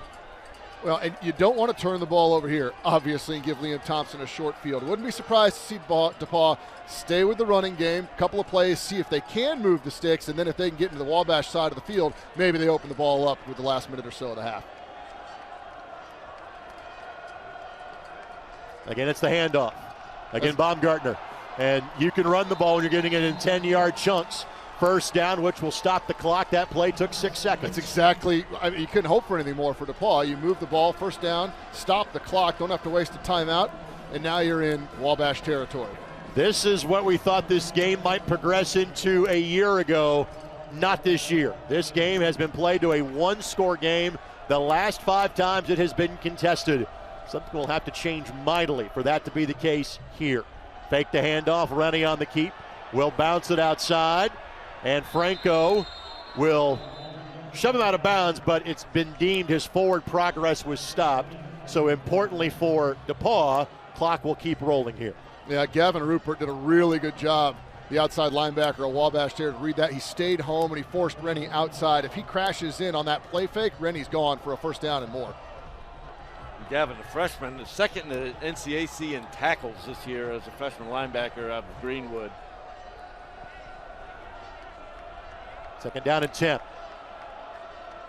And again, DePauw taking clock management, maybe even over aggression at this point. With a 21-0 lead, you can do that. Check down to Baumgartner. Baumgartner will step out of bounds, which will stop the clock. It'll be 3rd down and short. They'll give him forward progress to the 40-yard line at a gain of 9. Yeah, kind of thinking maybe they're being a little too conservative after that first down run on the first play. Why not go a little bit more, hurry up and see if you can get some yards? But there, 3rd and short. So now I think if you pick this up, you still got that timeout, then you're probably looking to score some points. If they don't pick this up here, you let the clock run, and you probably kick it away. They do like their distance kicker as well in Drake, if they can pick up another first down, maybe to give him a shot at the end of the half. Quigley in motion. Baumgartner with the carry for 9, and referee Hoffman saw the same thing I did. Steve, yep. That was a very arena football, Canadian Football League level motion for Quigley going forward. It probably should have been an infraction. Yeah, I thought that was pretty obvious. I think we were all waiting for the flag to come up on that one. And the Wabash coach is having a conniption on the sideline over there, wanting the same thing. So a gain of 9. 4-man rush. Running, throwing the deep ball, looking for Smith. Smith turns, and flag is going to be thrown on pass interference. Coverage applied that time by Wabash's Vaughn Taylor.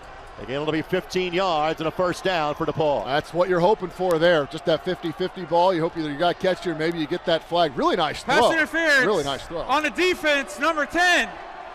15-yard penalty. Automatic. First down. Get a look at Don Morrell on the sidelines there, and not much is going right now for the Little Giants. No, and what you had there, Vaughn Taylor's an outside linebacker. That's just not a position. I know they work on it. He's not a position. He's not there as much as a cornerback may be as far as being able to play that ball. Brad, I would say that probably looked worse than it really was. Exactly. Watching that replay, that was iffy. Again, because you didn't turn. No. You're usually going to get that guilty look, and the official trailing the play didn't have as good of an angle as we did from up top on that one, but well, and the receiver turns around and backpedals. He's falling down naturally there too. That helped the play for sure. Vacated backfield, running on the screen, finds Shaw, and he finds the turf quickly. Tackle made by Wabash. That's Will Olive. Boy, I thought they had the right play dialed up there, because we brought people from the edge up down at the bottom of your screen there, and I thought they threw right behind him. I thought that may have been a big play. Having just that one timeout means the Tigers got to go quickly here. 2nd down and long. Looking for Shaw, and Shaw maybe gave up that ball a little quicker than he should have. Thought he had a chance to make a play there. Looked like it maybe, but I think he probably realized that was going to be a tough catch, but he had a step. I mean, that was the right play call. All right, Brad, is this a run play, take what you get, kick the field goal to end the half? Yeah, you've got a pretty good leg in Drake. Again, just to give yourself a chance to get 3 points. The way you've been running the ball, I mean, you get 6 or 7 yards. That's really big right here. The first down, though, probably going to be tough unless they throw it in the end zone.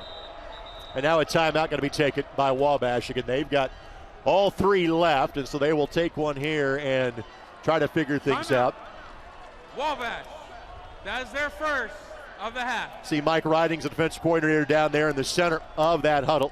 And again, Wabash has felt they have gotten better on defense throughout the course of this season, but they frankly knew they would have to have Liam Thompson have what has been his typical day to likely win today. And to me, that's the story of this game. The DePauw defense right now is the story of this one. Yeah, the 21 on DePauw's side is not that much of a surprise based on how our defense has done and how DePauw's offense has been able to run the ball. But that 0 on the Wabash side on that scoreboard is something we have not seen. It's something I would have never expected at halftime of today's game.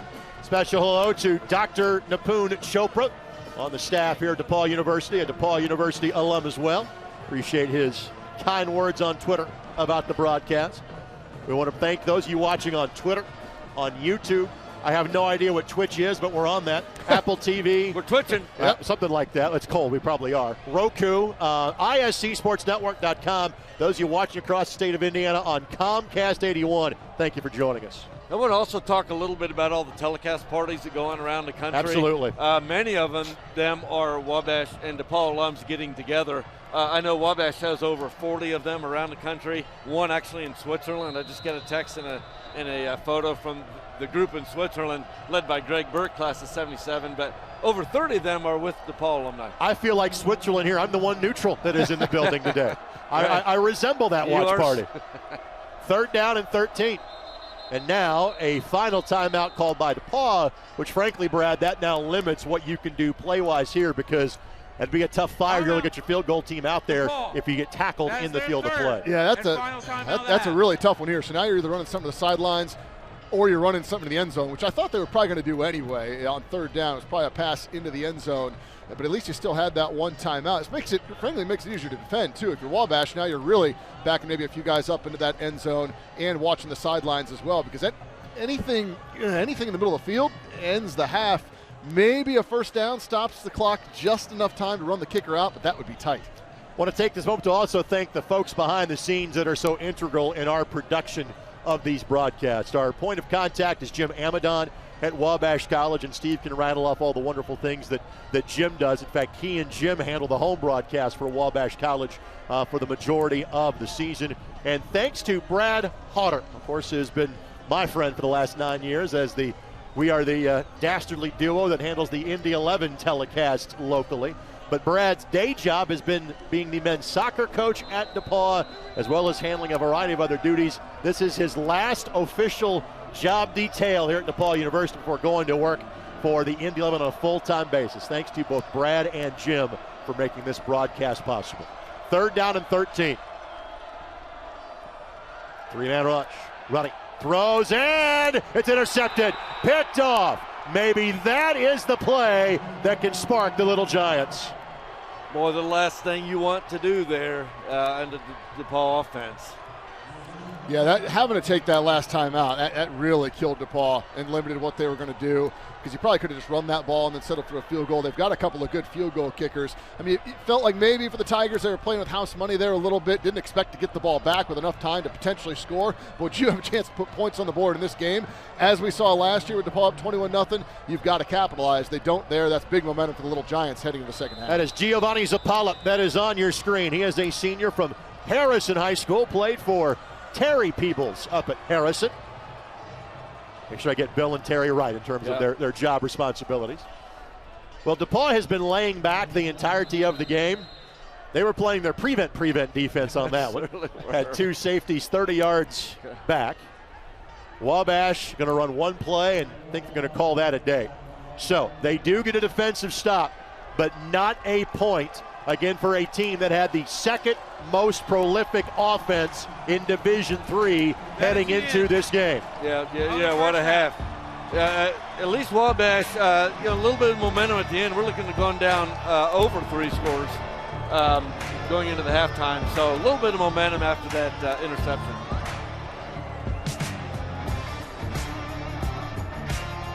So it's been all DePauw in this first half. 21-0 is the score. Eric Schultz will be efforting, the head coach of the DePauw Tigers, and Brett needs to get a word with him heading into the locker room. I'll tell you more about these two wonderful institutions as well.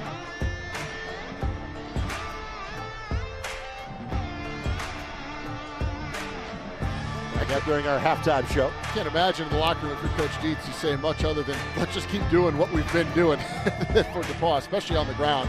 I mean, I don't think anyone expected DePauw to have this much success, especially run the ball, but Wabash have to make some adjustments along the defensive line if they're going to stop or slow down the DePauw rush. Yeah, it'll certainly be interesting, Brad, to see what happens at halftime and how the Wabash defense comes out in our specific alignments. Well, we're going to talk to Don Morell instead. Derek, take it away. Coach, this is an uncharted territory for you guys. You're down 21-0 last year. We saw Liam Thompson's stiff arm really kind of change things. That end zone interception, is that going to be a spark for the second half for your kids? It's a start. I mean, they're kicking us pretty good right now, but we need to take the opening drive and get something positive going. And I think then we can put some pressure on them because we've had all the pressure this half. They're doing a good job on defense. This is a really talented Tigers unit. We've seen them drop 8, even in some cases drop 9. Has that been a wrinkle that has caused you guys some problems? It has, actually. Coach, good luck in the second half. Thank you. Derek, thank you very much. Appreciate that. Coach Dietz hanging out down on the other end as well. 21-0 our score at the break. Brad, your thoughts on where the Tigers are right now? Well, I mean, if you're DePauw, it's ironic that you got up to another 21-0 lead, but you made a really great point, Rake. At the end of the first half last year, it was 21-14. It's still 21-0. So time is running short. But we've seen this Wabash offense and Liam Thompson time and time again. If anyone can score quickly and bring the Little Giants back into the football game, it's going to be Wabash. So I think that first series is going to tell us a lot. If DePauw's defense can clamp down on that first series, huge for the Tigers. Not likewise, 7 points would be big for Wabash. Yeah. Well, let's go to break. 21-0. DePauw leading Wabash. Stay tuned. Our halftime show comes your way next from Blackstock Stadium as you're watching 128th playing of the Monon Bell Classic right here on the ISC Sports Network. Respect, trust, acceptance. Earning means more than salary. The Wabash grads do earn some of the highest salaries around. With the nation's best alumni network and outstanding career services, we show you what's possible through immersion trips, internships, and networking events. With those experiences and more, our students are admitted to graduate or professional school or land jobs before graduation. Here, you command your own success. Come to Wabash. Earn more. Wabash men are leaders. In this environment, self-governance is a way of life. Students develop strong leadership skills in classes and labs, on the field and stage, and in clubs and organizations. These men are prepared to take on campus and the world beyond. 1 in 10 of our graduates hold high leadership positions. Presidents, owners, founders, you name it. When you want to lead, you go to a leading school. Come to Wabash. Lead more. You will have an army of people behind you attending DePauw. They all genuinely care about you. They want the best for you. You will know your professors on a personal level. Your coaches will know you. They will know your schedule. They'll know who you are, where you come from. They'll know your family. They'll be able to say hi to your parents when they come for like family weekend, and they will all rally behind you. Now stepping into the rest of my junior and senior year, I know that they're behind me and they want the best for me, and I know that goes for every other DePauw student at this school. It will set you up so well for the rest of your life.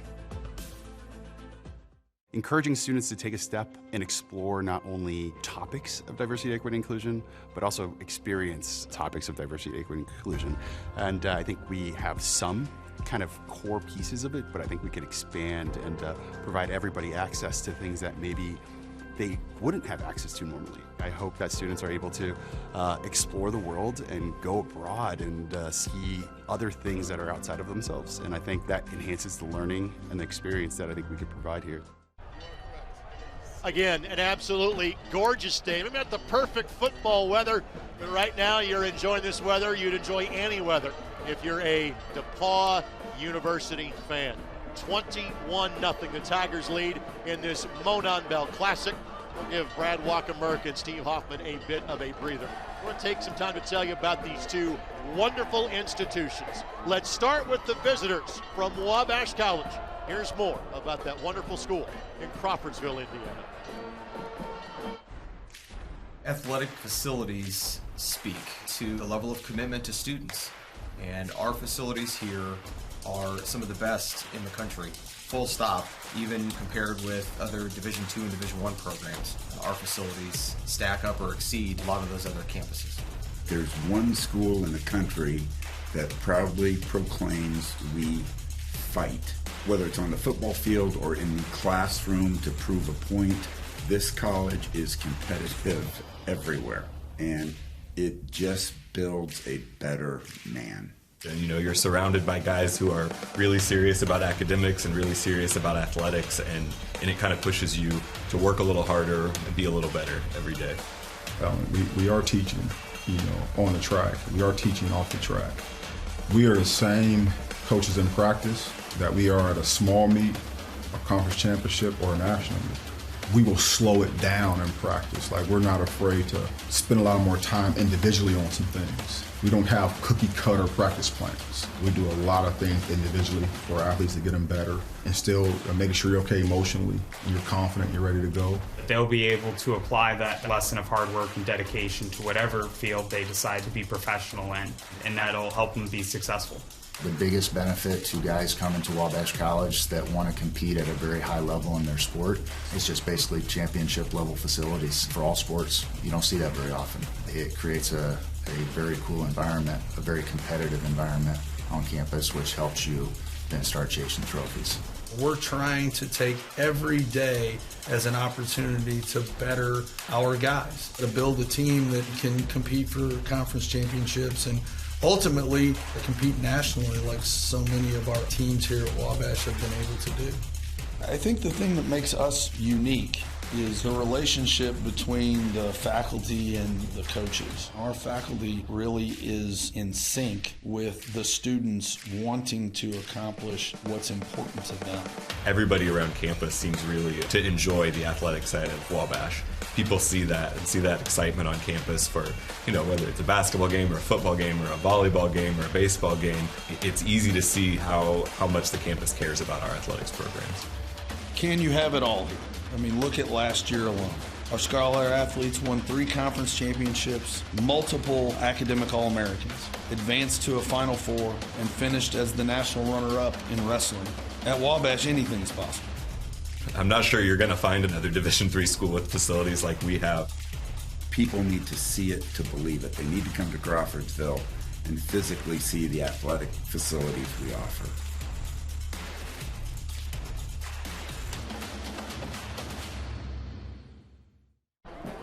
And we are nothing if not equal time on this broadcast.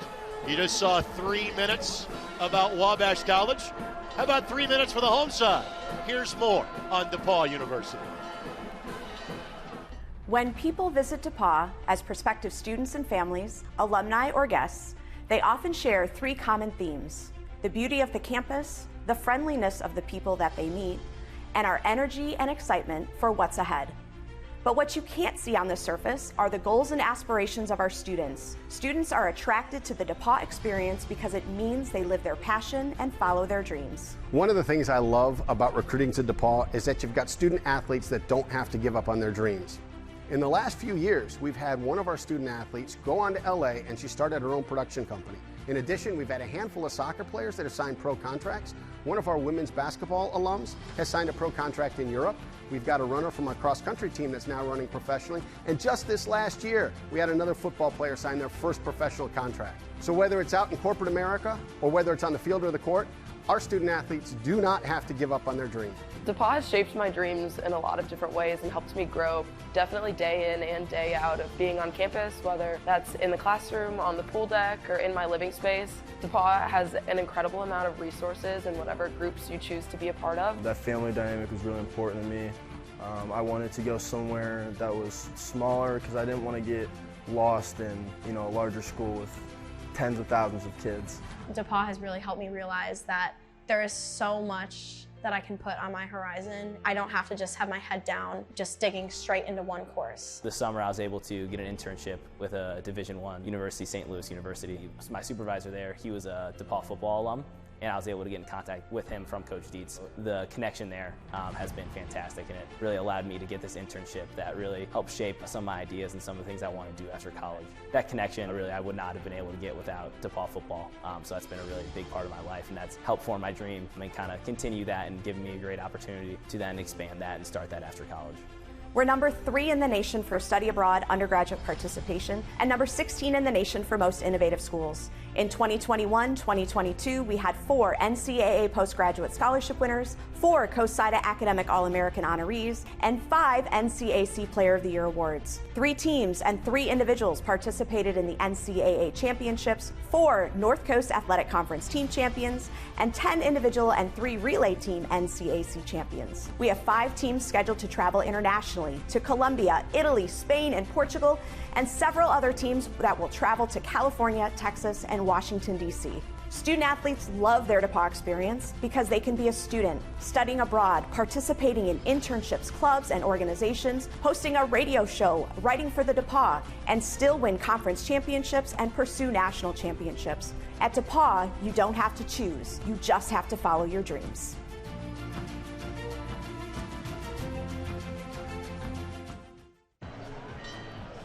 Welcome back to Blackstock Stadium, and it's Christmas card weather, pictures that you have, but frankly, you're not wanting to celebrate the holiday if you're a Wabash fan right now. For a second year in a row, DePauw leads the game 21-0. Last year it was at Crawfordsville, it was after 1 quarter of play. This year it's at halftime and at the home of the Tigers. Once again joined atop the press box by Steve Hoffman of Wabash College, from Brad Wakamerka of DePauw University. Your guys are in front. We're going to start with you. How you feeling right now, DePauw Tiger? I felt a lot better if I didn't watch last year's game. Again, we mentioned 21-0 DePauw, but that was quick. In the first quarter, it was 21-14 at halftime. But still, you know how dangerous this Wabash offense is. I think if you're DePauw, though, you have to be so happy with the way you're able to just balance your offense, but really run the football. No reason to go away from it. Run the football, get chunk plays, run that clock. Really, there's nothing different in the game plan for DePauw in the second half than there was to start the game. Again, that's the positive. Obviously, the negative is what Wabash is going through. If you're Don Morrell, what is your message to your guys right now? Again, I think it's doing your job and getting done what needs to be done. Really back to the basics. The problem here is, as surprising as that 0 is on the Wabash side, the defense has to start playing for Wabash to stop. So if our offense starts scoring some points, we still got to get some stops against that brutal DePauw running game. All right, so with that, let's show you some highlights from half number 1. Again, these highlights, a lot of them are going to be on the DePauw side of the ledger with a 21-0 lead here at the break. So we'll take a look. Gus Baumgartner with the touchdown. Again, he had 9 on the season coming in. We'll give you Gus Baumgartner's stats coming up in a matter of moments, but Baumgartner the story. This is the first Wabash drive of the game. Liam Thompson with the fumble. The hit combined from David Gould and Ethan Lowry. Luke Marsh on the recovery. And Brad, I think that set the tone for DePauw for the entire half. No, it absolutely did, because Wabash doing exactly what we thought they were going to do. Move the football. That was really the only time in the first half they were able to do so, and it ended with the turnover. So here is Trey Shaw. Shaw with his 6th touchdown of the season. That would make it 13-0. Again, yards after the catch as he gets away from Jose Franco, then the remainder of the Wabash Little Giants. And now let's welcome in our friends at Telemetry Sports. Happy to have them on as part of the broadcast. Take a look at the speed he would get up to here.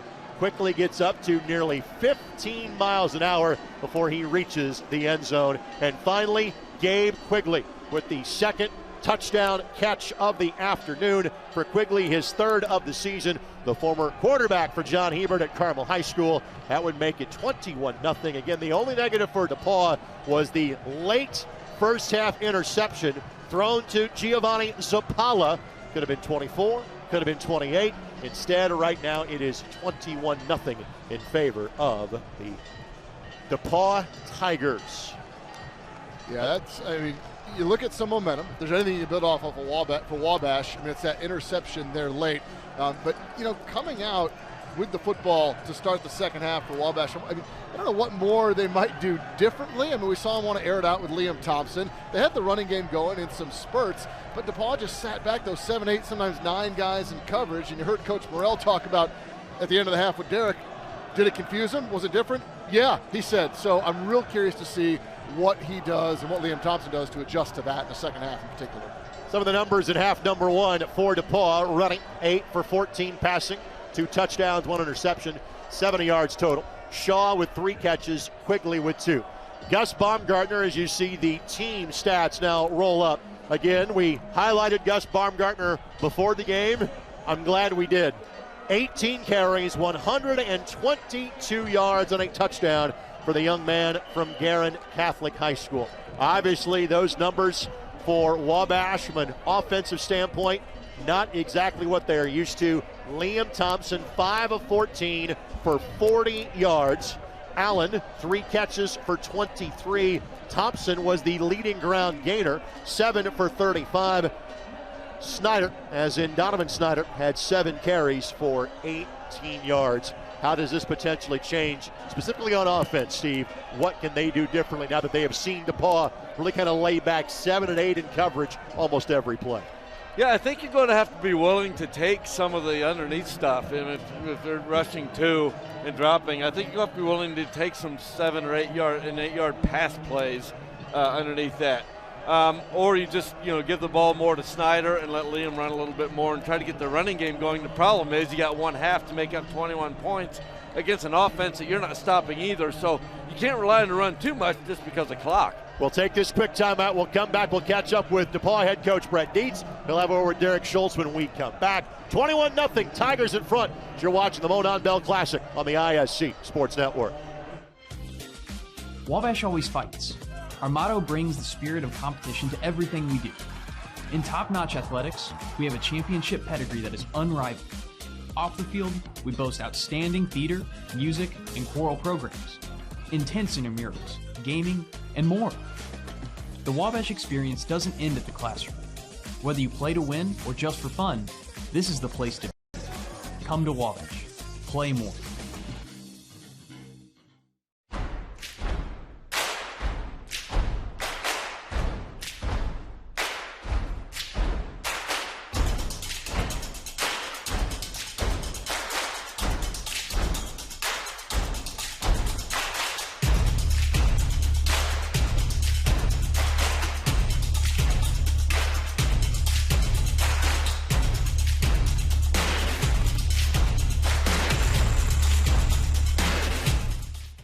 After providing all the internship opportunities and leadership opportunities I've gotten here, it's given me a good idea of what core values really resonate with me. I really feel like DePauw has been extremely empowering, not just the conversations you have with alumni, but with faculty also. It doesn't matter what type of leader you are, you will find ways to lead in your own way if you want to.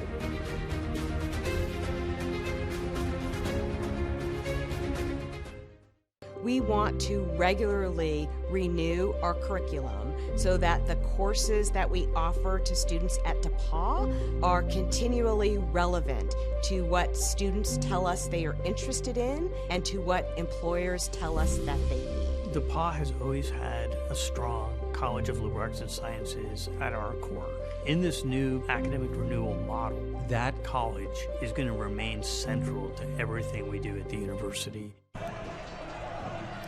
Once again, back in Greencastle, Derek Schultz is standing by with DePauw head coach Brett Dietz. Coach, 21-0. A lot of things went well for you in that first half, but looking at the box score, Liam Thompson, 75 total yards. He usually does that in the quarter. How proud of you are your defensive front?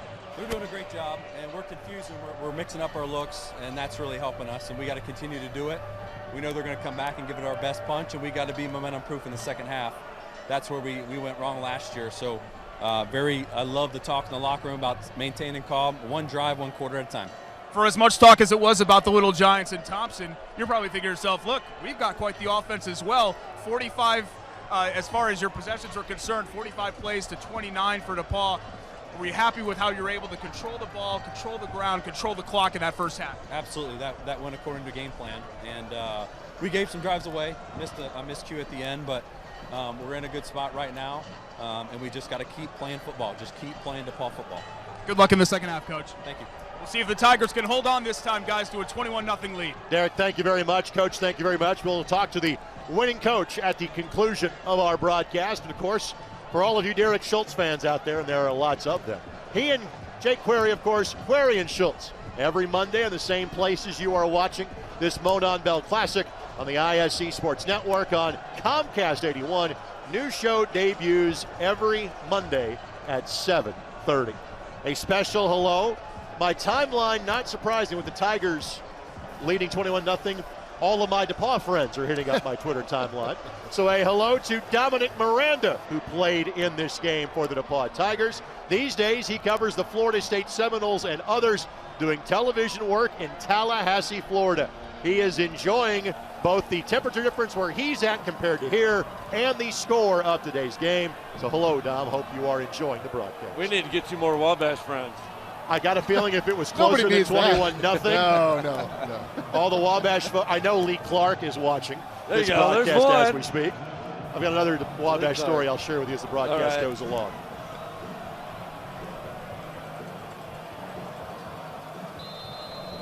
So Drake on to kick this ball away. And that young man trying to rally and find some energy for half number 2. In wind, pretty negligible right now. It's just cold. Game time temperature was 31 degrees, and I would estimate we had 3 to 4 inches of snow this morning before kickoff. We've seen some fair catches, not this time. This will be brought back, and not very far. Tackle is made by Andrew Word, a junior from Wrights High School in Evansville. I think we're going to need the Wabash offense, Wabash team actually is going to need something to happen pretty quickly to really get a spark and get going here. You know, when you got your leader on the team, number 2, Liam Thompson, really struggling today. I think you said 5 of 14. It's correct. An amazing stat line for Wabash. 104 yards total offense in the first half for Wabash. I think the team is kind of waiting for him and the Wabash offense to get going. I think that might spark the defense a little bit. The ball's just shy of the 20-yard line. Handoff goes to Snyder. And Snyder gets a yard or 2. Brevin Good. It's a family tradition for that young man from Avon playing here for the Tigers.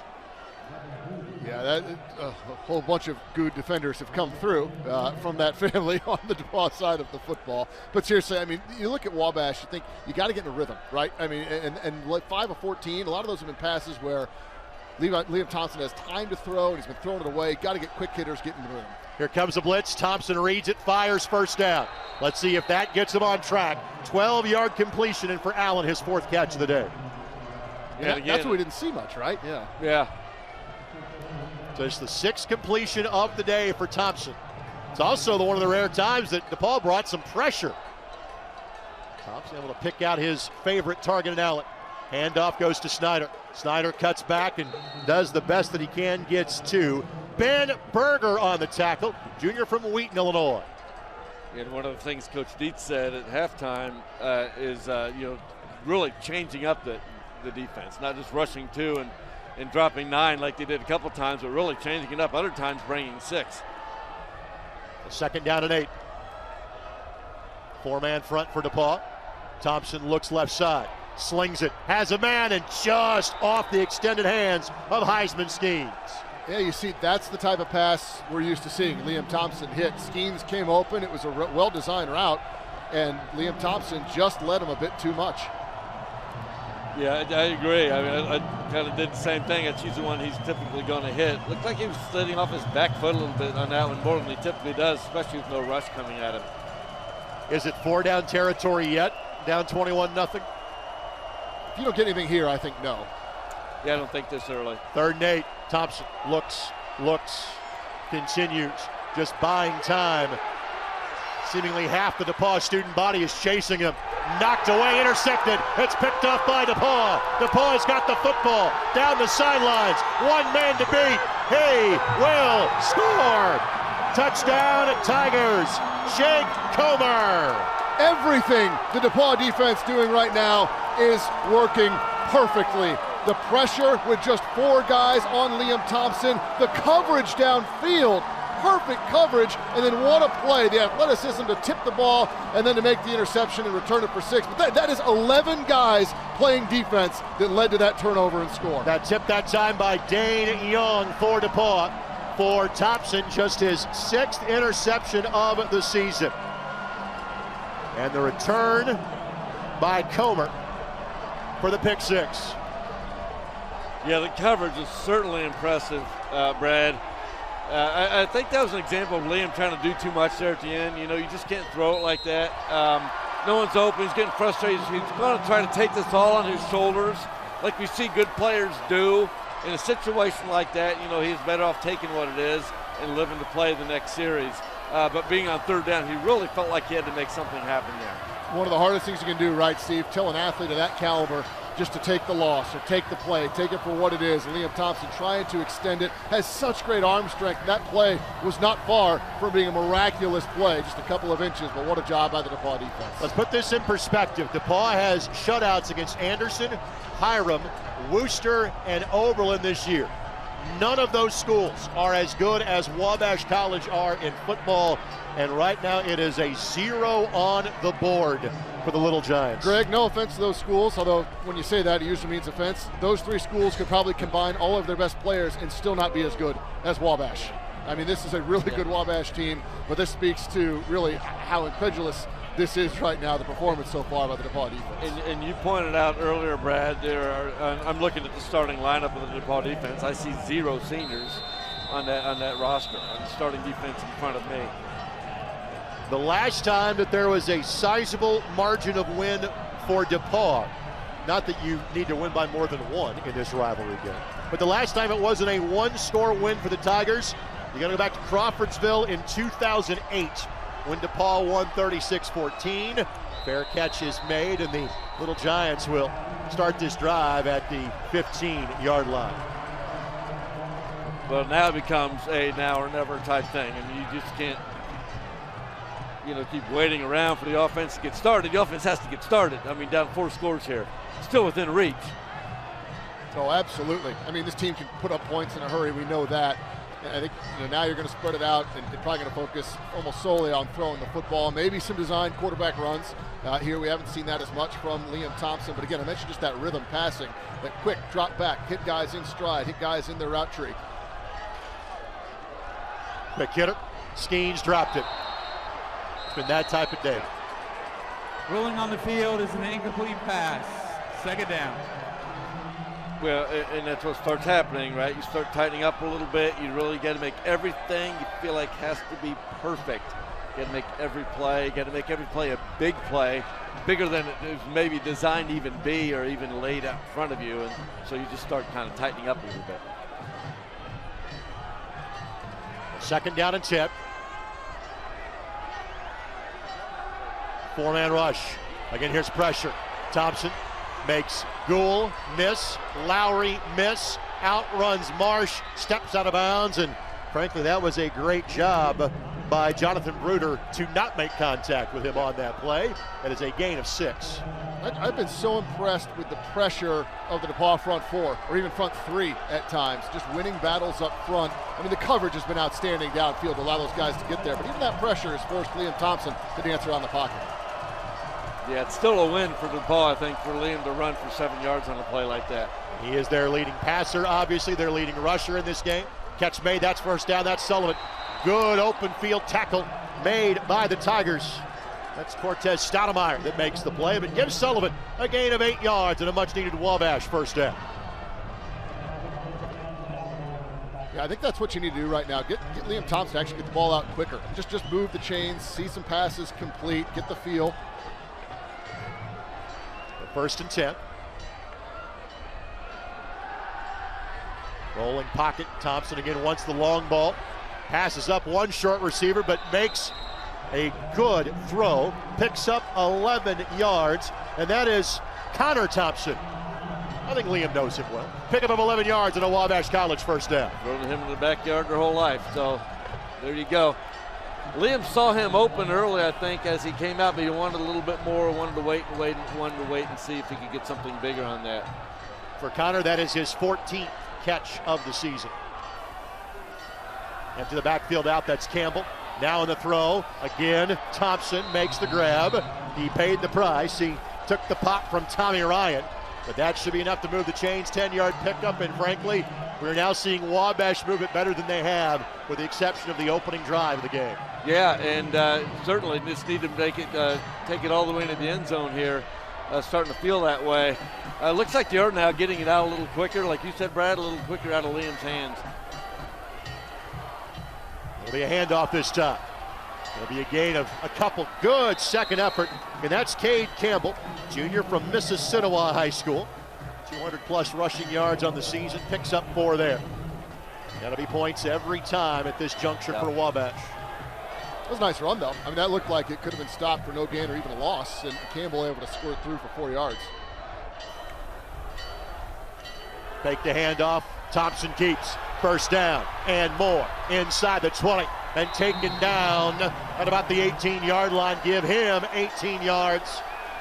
First down Wabash, and they had the ball inside of the red zone for the first time since the opening drive. Since the opening drive when we fumbled the ball back to DePauw, which didn't start the game off well, so they can get a timeout.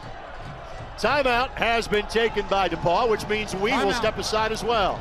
DePauw, that's their first of the half. 11:08 to play in the third quarter. It is a 4-touchdown lead for the Tigers. We're back in 60 seconds on the ISC Sports Network. Respect, trust, acceptance. Earning means more than salary. The Wabash grads do earn some of the highest salaries around. With the nation's best alumni network and outstanding career services, we show you what's possible through immersion trips, internships, and networking events. With those experiences and more, our students are admitted to graduate or professional school or land jobs before graduation. Here, you command your own success. Come to Wabash. Earn more. The world around us is changing, and so DePauw, like any other school, needs to continue to evolve. That's why I am so excited about the School of Business and Leadership, combined with a liberal arts education. Very few schools in the entire world can do those two things well at one time. DePauw's been doing it well for a long time. Now we're formalizing it. I think that DePauw has been, and I am confident will, create the leaders the world really needs.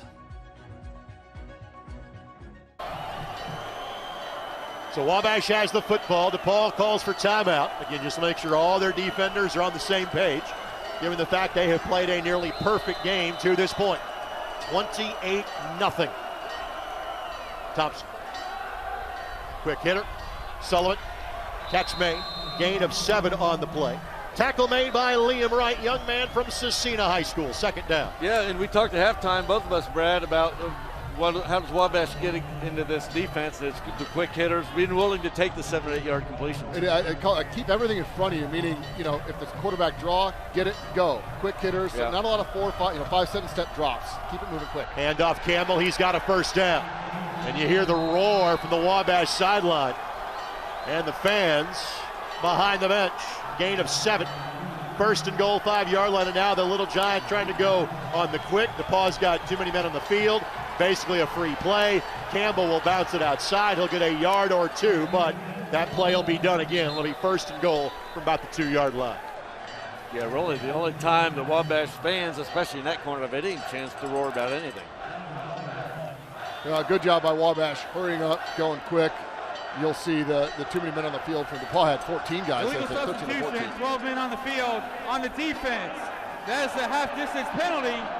Replay, second down. Best tackle on that play was made by the Snowbank on the official on that sideline. Again, I cannot tell you how good of a job the grounds and facilities management folks did at DePauw to clear this field in the fashion in which they did.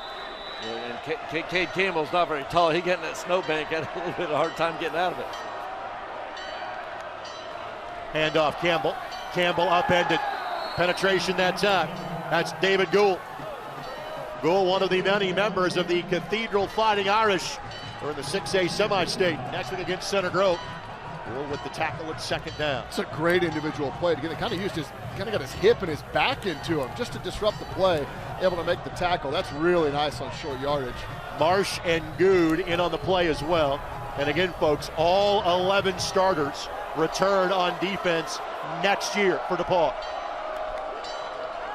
Rolling pocket left side, fires Skeens, touchdown. Heisman Skeens finds the end zone. You had to get the first one to start a comeback. It's now a 3-score game with the extra point to come. Well, that is going to have to, this momentum is going to have to carry over into the defense. Wabash defense has not been on the field yet this half. We've had a lot happen without them seeing the field, so it was really going to be interesting. I think that's a matchup that's really going to be interesting now. Skeens with his 6th touchdown grab of the season. For Liam Thompson, it is his 33rd touchdown toss of the season. Brigham Anderson on for the extra point try. Kick is up, and it is good. 28-7. So now what would be my statement as far as Wabash? You've got on the board. Now what do you have to do again? Now your defense has to start getting stops, either forcing punts and maybe stripping the ball and getting some big turnover. But that also says something about Liam Thompson, the type of competitor he is. You know, he just threw a pick 6, a devastating pick 6, and he comes back out and was crazy. I think I haven't seen stats efficient on that drive. One of the things I liked, not just on the touchdown, we saw it a couple of times, they started rolling Liam Thompson out a little bit more. Now he was rolling out, but rolling for his life in the first half a lot, just not naturally on the play call. A couple of times there we saw some designed rollouts, which I like that, because if DePauw's going to drop 7 or 8 guys, it opens up the field for Thompson to potentially run the ball too, but also gets his receivers moving a bit. So some quick passes, some rollouts, just looked like a different offense, felt like a different offense for Wabash. I expect we'll see a lot more of that in the rest of the half. Well, to your point, Steve, now in the second half, Liam Thompson 6 of 9. Obviously, one of those 3 incompletions was an interception, but starting to put up much more Liam Thompson-like numbers. At 40 yards passing in the first half, has 49 in half number 2. Do you think about the onside already? No. Short kick, returnable kick at the 10-yard line. Out to the 25 and to the 27-yard line. Daniel Roach, young man from Central Catholic in Lafayette, on the return. DePauw, I think there's a pretty good idea as to what's going to happen on this drive. Now the question is, can Wabash stop it? A whole lot of Gus Baumgartner. Yeah, absolutely. A whole lot of Gus Baumgartner. I mean, I'd be surprised if DePauw comes out doing anything differently, so we'll see how does Wabash adjust at halftime. It's been a while since DePauw's had the football now, long halftime and a couple of possessions there for Wabash. But the DePauw running game was so good in the first half, they'll probably rely on it a lot here in the second. Baumgartner potentially can have one of the all-time rushing performances in a Monon Bell game from the DePauw perspective. We'll update you on that, depending on what he does on this drive. It's Baumgartner, and Baumgartner gets a yard or 2. And again, there's a lot less time, and there's more ground to make up, because it's reminiscent of last year. One big play happens for Wabash, Steve, and the crowd is right back in it. Right, it sure happened last year, and then last year the way Wabash got back into it again, a lot more ground to make up in less time now. It's just making plays. There were no big pick 6s or block punts or anything, just make plays. Ready, catch made, Shaw gets a solid gain, picks up 5. It'll be 3rd down and 4. Yeah, again, short and quick, safe passes. We saw a lot of that in the first half, and if the run game's not there on first down, go back to it on second. But this is a really, really big 3rd down already early in the 3rd quarter for DePauw, even bigger so for the Wabash defense. Running now 9 of 15 passing for 75 yards. Need to get the ball to the 37-yard line to the Tigers. Quigley in motion. Rennie will keep. Rennie won't get there. Will not get there. Well, momentum now back on the side of the Little Giants. It's a 3-score game. They've got 23 minutes in which to try to get back in it. And here comes the punt team on for the Tigers.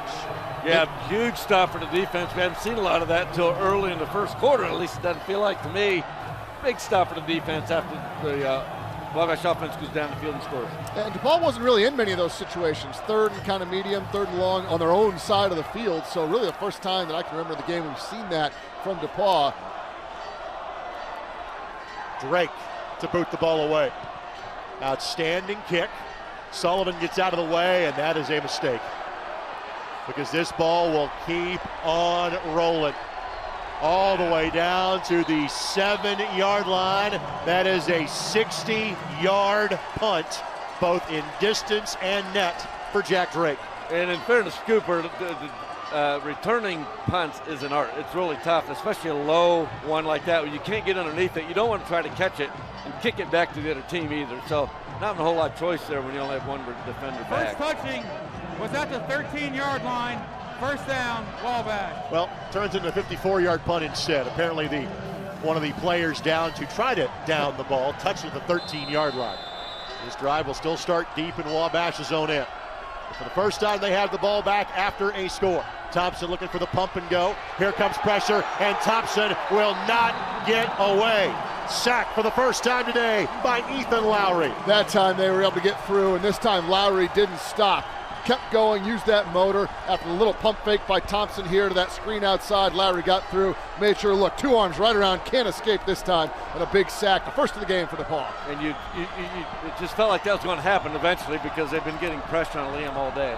And now a false start against Wabash. Seemingly these Tigers not rattled by giving up points the first time today. Well, it's a good thing for DePauw that... On the offense, number 59. Penalties half the distance. Replay, second down. I was going to say it's a good thing for DePauw those fans did not get cleared out of those stands in the end zones from throwing snowballs, as was threatened in the first half by the officials, because the crowd noise definitely playing a factor down there right now. The ball back to the 3-yard line. Now facing second down and, well, plenty of yards to go. North of 20. Thompson throws, has Skeens has it, takes the shot, has the ball. First down, Wabash past the 40-yard line. That is a Liam Thompson throw. I mean, when you zip it down the field that quickly, not a whole lot of trajectory in it, just a nice tight spiral, man, and he gets rid of it so quickly. 39-yard gain, and Wabash living up to their famous chant, Wabash always fights. That is what they are doing, trying to claw back into it. Gain of 3, 2nd and 7, Snyder the ball carrier. Maybe that's the play we point to. You know, it's still a lot of game left, but backed up in his own end zone, a lot of time to throw, and threw a dart to Skeens. Just got sacked, just had a false start, right. On the fake, the throw, Sullivan, catch made, first down. Out of bounds, inside of the 45-yard line. I don't want to overlook the play that Heisman Skeens made on that catch either. He got hit catch and got walloped in the middle of the field and held on to the ball. It was Nolan Tully that made the tackle. We referenced a young man from Woodstock, Georgia in the first half. That is Nolan. Quick hitter, out in the flat, great tackle. Ball's out, but I think it was, no, they're going to say it was a fumble. I thought they were going to say he was down by contact, but the beanbag came out, which means that is lost yardage on the fumble. So Wabash maintains possession, but it's a 5-yard loss on the play. Yeah, what a great open field tackle. Let's see. Fantastic play. Looked like that ball did come out. Really good open field play. And this kind of just lets DePauw's defense breathe a little bit. Slows Wabash down after a couple of really nice plays. Penn Stoller on the reception. The 2nd and 15. Again, here's pressure. Thompson gets away from 1, not from 2. Again, we have seen now this wrinkle by DePauw. They're bringing more pressure than we saw in the first half. That is Jonathan Bruder that makes the sack. The ball back to the 49-yard line, 3rd down. Yeah, and if you look at the subs made right here, 2 in, 2 out. Now we might see this rush 2 little formation right here, at least 3. I don't see any more than that. So really changing up the personnel on defense, which is what Coach Dietz at halftime said has caused problems. Loss of 2, 3rd and 17. Thompson trying to buy time and nowhere to go. Ball is out again. I think Wabash fell on it. Yeah, I think so. But gosh, this pressure by DePauw, just relentless up front. You're right, Rick. They did bring some more blitzes. They brought some guys over the course of that drive, but this time just that front 4 getting after Liam Thompson, and good coverage again downfield to allow the defensive line to really make the play. I believe it was Mark Castor that dove on the football. Young man from Lutheran High School in Indianapolis. So it's actually a gain of 2, but it is still 4th and 15 for the Little Giants.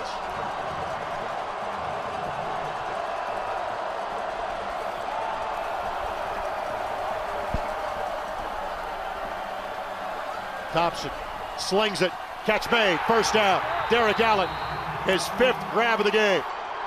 Needed 15 and got 18. Well, not needing much of a window when you have an arm like Liam to get it in there, but what a play that is, because boy, if that doesn't, don't convert there, then DePauw would have a chance to run it down to close to the end of the 3rd quarter. being up 3 scores. Matthew Coons on the coverage for the Tigers. Paul only rushed 3 that time, too. Only had 3 on the D line. Had everybody back and still couldn't stop it. Now the blitz is coming, and Thompson, hit as he throws, still completes the pass. That is Sullivan.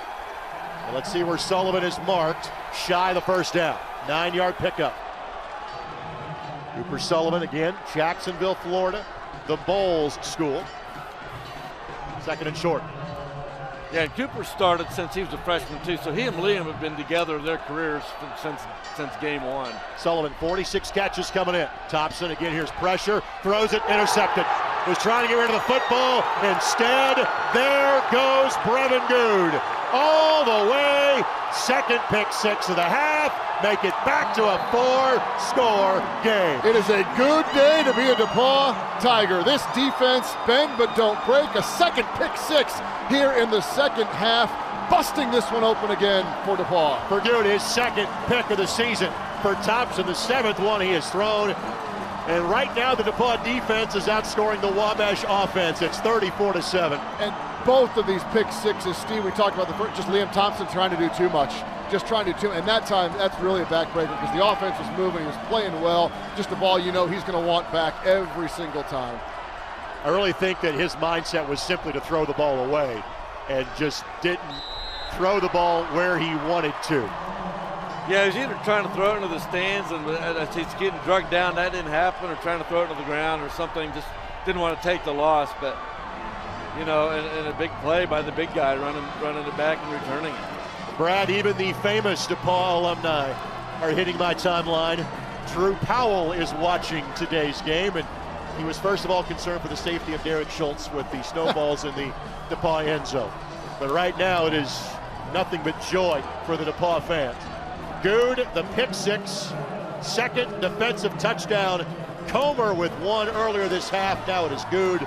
Even though Wabash is starting to move the football on offense, obviously the sands of the hourglass are starting to sift through. It's a 4-touchdown lead with 18 minutes left to play. Well, the DePauw defensive front, you just got to give them credit there. You know, 3-4 guys at a time, being able to get pressure on Liam Thompson. Obviously the coverage downfield helping that, but that front has been keeping Liam Thompson scrambling around all afternoon. Forced a tough throw there. Just a tough play. I think you're right. Liam trying to throw it away and really just didn't get it what he wanted to behind that ball, behind the pressure from DePauw. Well, that DePauw defense, I mean, what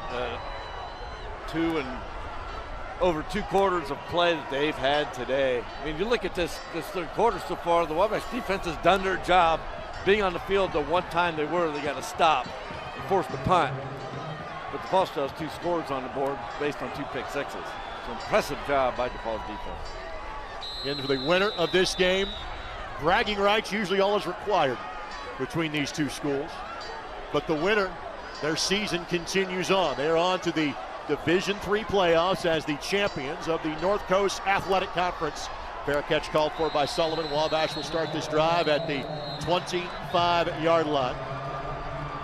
And at Nick Mourouzis Field, the 2021 conference champions sign is underneath the scoreboard here at Blackstock Stadium. They may require some editing to add another potential year or placard to that. It could be back-to-back for the Tigers. The kicking team had 2 number 24s on the kickoff. That is a foul. Illegal equipment on the kicking team. Result of the play was a touchback. 5 yards to be added to the 25-yard line. First down. We had that happen last year. Yep, that happens in college football from time to time. B.J. Lomax and Rylan Irvin both can't play on the same play wearing the same number. It's a good problem to have. It means these 2 small colleges have more than 100 young men that are playing football. That's right. Aaron snap. Thompson will field. He'll evade 1 tackler, but not Ball is out again, and finally able to fall on it. The player that ripped it free was Joey Rowland from Greenfield Central. Well, I mean, that just went from bad to worse quickly, and almost disaster had that ball gone into the end zone, and you know, just nothing's going right now for Wabash when we see mistakes like that. Which is interesting, is right as it went on the scoring drive, right? And started again, and then just those 2 pick 6s were just killers, and minus 28 yards on that play. So second and Montgomery County for Wabash. Good hard running here, but it still sets up 3rd and a quarter of the field. And again, that's Snyder. And for the young men that are seniors on this Wabash team, it is not only the potential of losing the Bell game, but thinking this is the way that your college career could come to an end. It comes quickly on a day like this. That's what makes this game so emotional. You know, it's the last time. In the game of football, you don't play again. There aren't adult football leagues, full contact football leagues. There are very few anyway. Thompson looks, slings it, and incomplete. Thought Sullivan would come back towards the sideline. The defender was closest to it, and Dane Young. Yeah, he sure did. Now what do you do here? I think you have to punt it. Yeah. Yeah, you can't. Yeah, I agree. Yeah, you can't. I mean, it's just too many things that go wrong, right? As opposed to one thing that could maybe go right and get you a first down.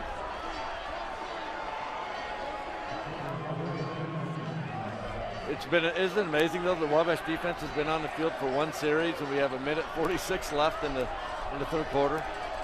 And 3 touchdowns have been scored in the half. Yeah. Low line drive kick. Veith gets out of the way. This ball will bound out of bounds at the 50.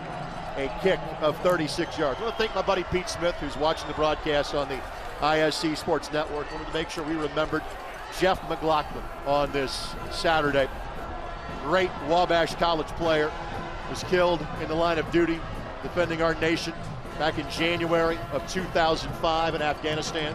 I know there are multiple stories, I'm sure, on both sides of this rivalry, but one that's right in front of me. I want to make sure we acknowledge him on this Saturday. I played with Jeff, and his locker was really close to mine. I remember got to know him pretty well. He was a couple years ahead of me at Wabash, and man, what an intense player. For his time, he was 6'4", 225-pound linebacker. He had a chance at the next level. On this Veterans Day weekend, I want to make sure we remember him and who gave the ultimate sacrifice. Shaw on the catch, and it's a 5-yard pickup. Tell you what, on the list of things I didn't expect to see, it was DePauw coming out throwing right there, and that was a bit of a dangerous throw. That's been down on my list as well too, Brad. So 2nd down and 5. And if you're DePauw, again, now you're going to go back to kind of your mentality in the first half, which is try to take as many ticks off the 40-second play clock as possible. And you've only run 3 offensive plays, so if you want to get back in that rhythm, these guys have been on the sideline really since the second half, and there you see that there, a little miscommunication, and that's the type of thing that can happen. I would say that's a lack of rhythm. Yeah. I don't think that was designed to be a direct snap to the running back, but it almost was that way.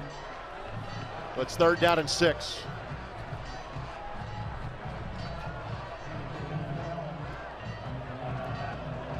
Under a minute to play here in quarter number 3. I'm not sure if I would define a 21-0 comeback as miraculous last year from Wabash. It would take something of the miracle variety at this point. 28 points down with 15 minutes left to play. It's crazy what pick sixes can do. It doesn't feel 35-7. You know, it just happens so quickly. Running, completion, Smith. Zapala does just enough to slow him down. So 4th and 1 for DePauw. Do you go for it? You got an entire quarter or a quarter break to decide. 35-7. DePauw looking to wrestle the bell back to Greencastle. Our final 15 minutes comes your way next as you're watching on the ISC Sports Network.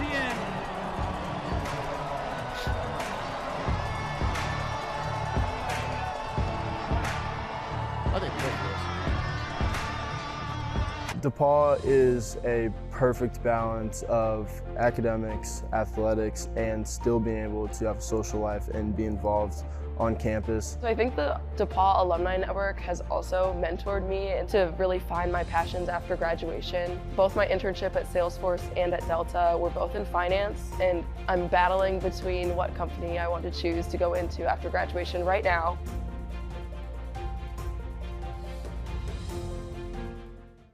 Wabash men are leaders. In this environment, self-governance is a way of life.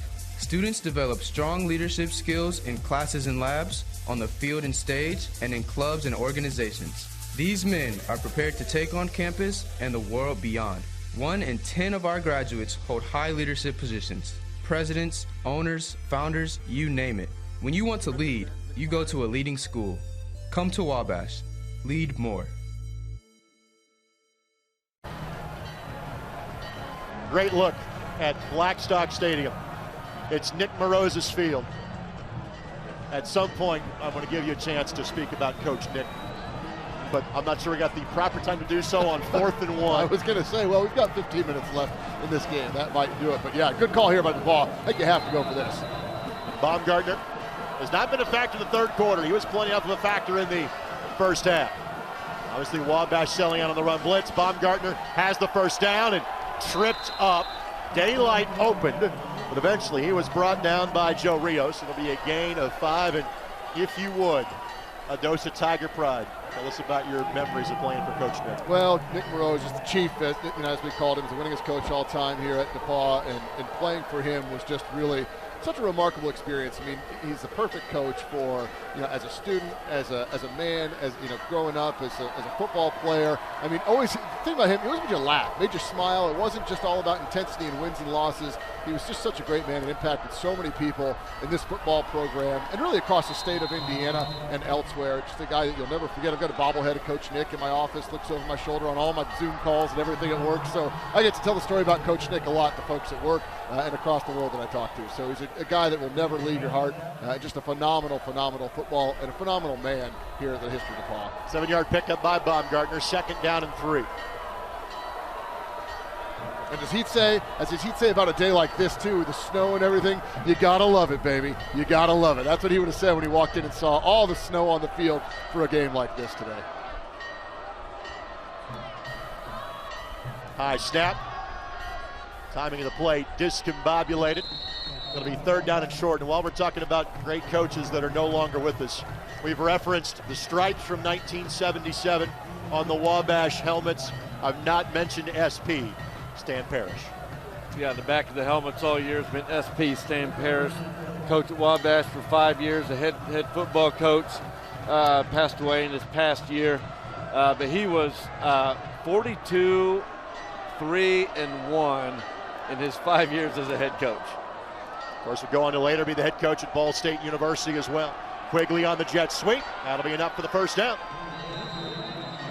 4-yard pickup, and again, that was valuable in quarter number 1. Equally as valuable in quarter number 4. First down, Tigers at the 24-yard line. And I think we'll just see a lot of this. Baumgartner, Quigley, Moore. A lot of Tiger run game here in the 4th quarter. Yeah, the DePauw offense making everything happen. They've run everything today but the lonesome polecat. I think we had that last night in the Warren Central Center Grove game, by the way. Right. 35-7. Ready, rolling. Has Smith in the end zone. Defender slips. I'm not sure if he'd stayed upright. He would have got him. Wabash think and run. Rennie gets his 3rd touchdown pass of the day. The celebration is on in Greencastle. The bell is not going to leave Putnam County this afternoon. It took till about 12 minutes left in the game, but it was run, short pass, run, and then finally deep down the field. What a route by Smith. A great throw by Rennie, and the Tigers on the board again. Yeah, Coach Merrill said he was the fastest guy in the NCAC and was really worried about his speed. The other thing he said DePauw would do would be to just put 2 guys they'd block 8 to make sure they had time, put 2 guys in the route and let them go. Smith, the young man from Willowbrook, Illinois, his 4th touchdown catch of the season.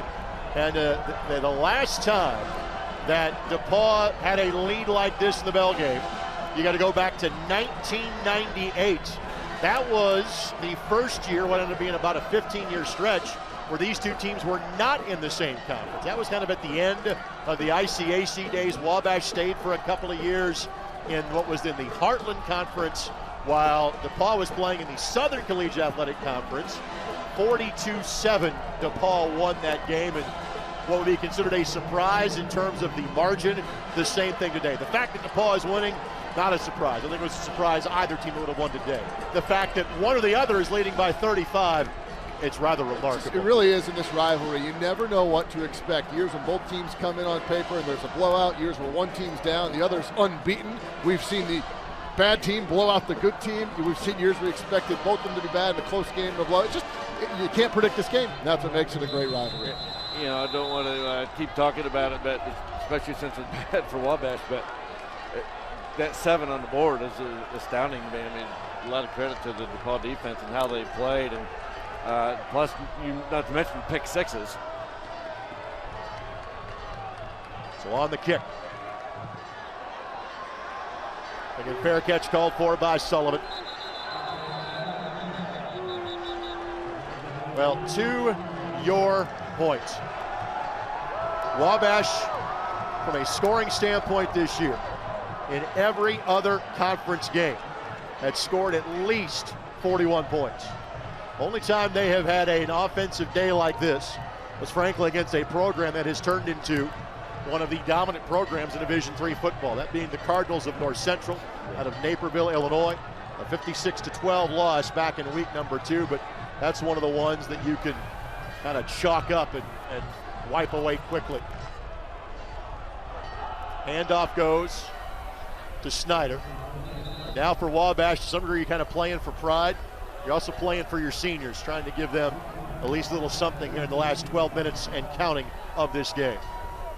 Yeah, absolutely. I mean, this is it. Like Steve, you said, you don't go on to play adult rec football. And so here we go for these seniors. It's a great chance to just, hey, score 0-0. Go out, have fun, play hard, kick someone's butt, and do something great. Well, there is high pointing the football, and then there is also just catching a rocket as it goes by.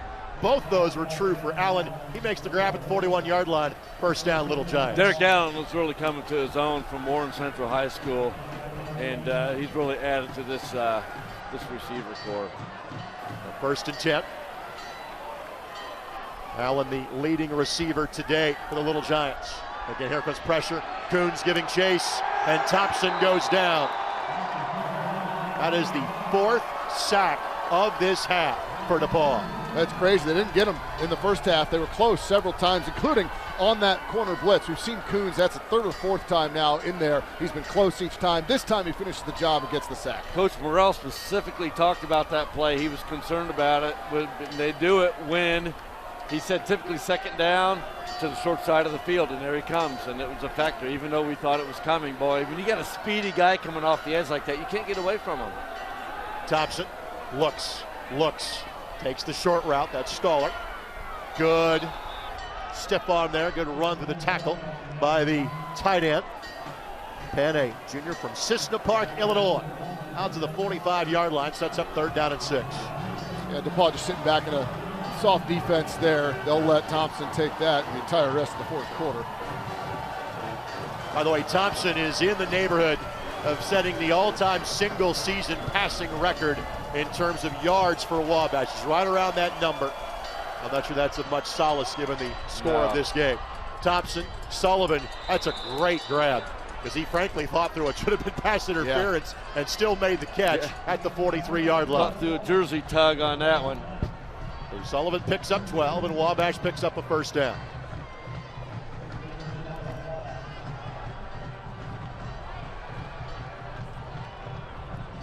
Handoff goes to Snyder. Snyder cuts it back inside. He'll pick up 4, maybe 5. Jonathan Bruder amongst those that were over to make the tackle. Well, we rattle off offensive stats throughout the course of this game. Let's get this DePauw defense some love. Coons, 10 tackles. Marsh, 8 tackles. Comer, 6 tackles and a pick 6. Lowry, 6 tackles. Thompson again. Will tuck it and run. He'll be dropped. That'll also count as another sack. Make that 5. That's a loss of 1. David Gould gets the sack. It's just remarkable, the coverage downfield. And 4 guys, I mean, just 4 guys, 4 defensive linemen right here getting that pressure and getting the sack. That coverage outstanding again for DePauw. Yeah, it certainly has, and all 5 sacks have been in the second half, if I'm not mistaken. But those are coverage sacks. 3rd and 7. Catch made by Sullivan. Gives some ground, but gets back the first down yardage. We've taken down at about the 31-yard line. Stoudemire amongst those to make the play for the Tigers as we are down to 9.5 minutes left to go in this 128th play of this rivalry game.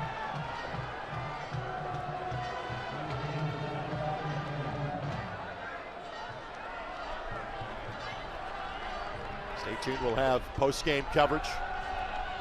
See the bell go back to the DePauw sideline as Snyder couldn't make the catch there from Thompson. We talk about the returning players on defense for DePauw. A lot of those as well for Wabash in terms of their skill position players. Skeens is a senior. A couple of senior starters on the offensive line, and Mark Castor and Joe Mullen. This is a group that has 8 of 11 starters returning next year, this Wabash offense. That's scary. Well, think about this matchup next year. Same guys. Right? Yeah.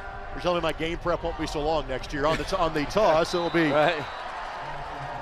Staller that could not get it. While we're talking about preparation, I thanked our buddies Jim Amadon and Brad Hodder on the broadcast already, but let's also thank Brent Harris and Bill Wagner. They are as good as you get in terms of college sports information at any level, let alone NCAA Division III, and they are both institutions at their respective institutions. So thank you, Brent, thank you, Wags, for all the great job you did in getting us ready for our broadcast today. These guys are phenomenal. They're just great for both these programs, for this rivalry. They're great to the athletes, too. They're two phenomenal guys at what they do. Thompson looking for the end zone. Double coverage, and Allen couldn't win the jump ball. It'll be 4th down. Yeah, I think Derek thinks he should come down with that one. It'd have been a heck of a circus catch, but he's made those all year. Great coverage again, you know, shoulder to shoulder. It really was. 2 guys down there. That's obviously out of bounds anyway. You need points, but now you leave yourself a do or die right here, 4th and 10.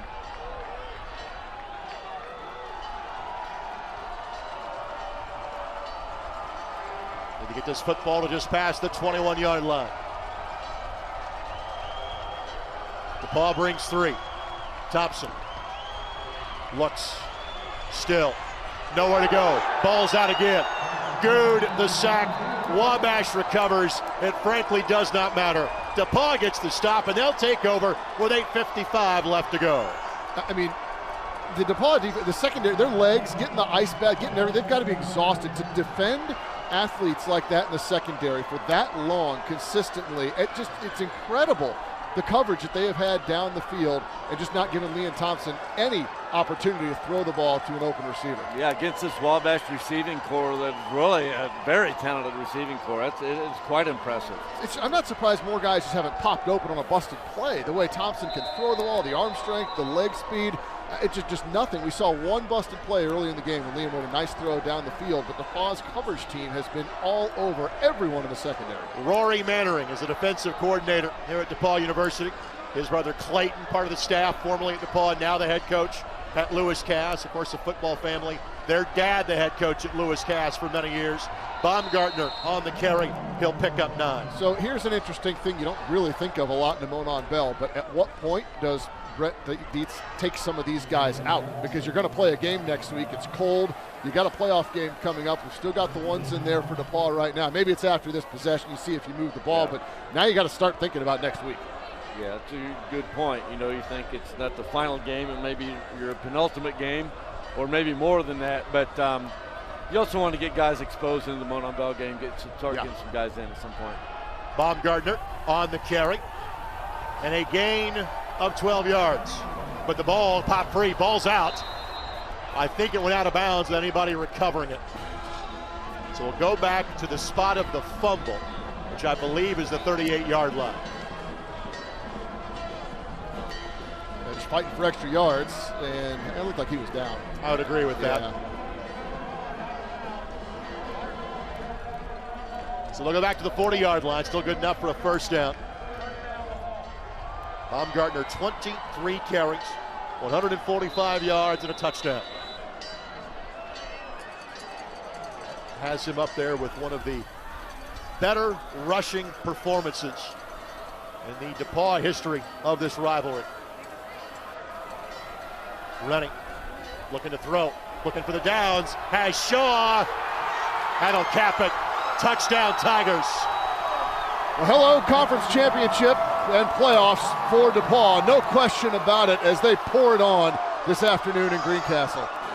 This rivalry has been close the last 5 plays, but there was a stretch of time where it got pretty lopsided in favor of Wabash. Today, for the first time in a generation, if not longer, it is lopsided in favor of the team in black and gold.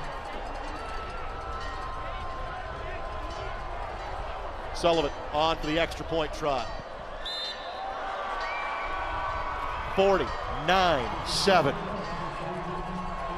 Well, I think if you're DePauw, too, you like to see, hey, we can't throw the ball. Didn't need to do it much, but as you get ready now for next week, you open the offense up. You see Rennie throw a couple of long touchdowns here in the last 2 possessions. I imagine that might be all that we see of Mr. Rennie for the rest of this game. By the way, for Rennie, he equals a Monon Bell record for DePauw in terms of touchdown passes with 4. The last guy to do that, you may know him from another institution. Longtime Butler head coach Jeff Forrest threw 4 touchdowns in the Monon Bell for DePauw back in 1987. It's crazy, too. You look at the stats, think, he's thrown 4 touchdowns?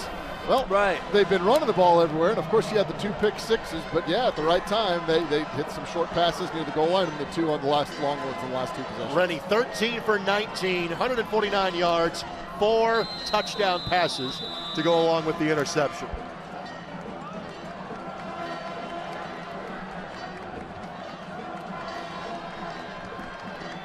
$42 points that DePauw is winning by. That would be a new record for largest margin of victory in this series. By DePauw. Correct. I've been here when Wabash has won by more than that, unfortunately.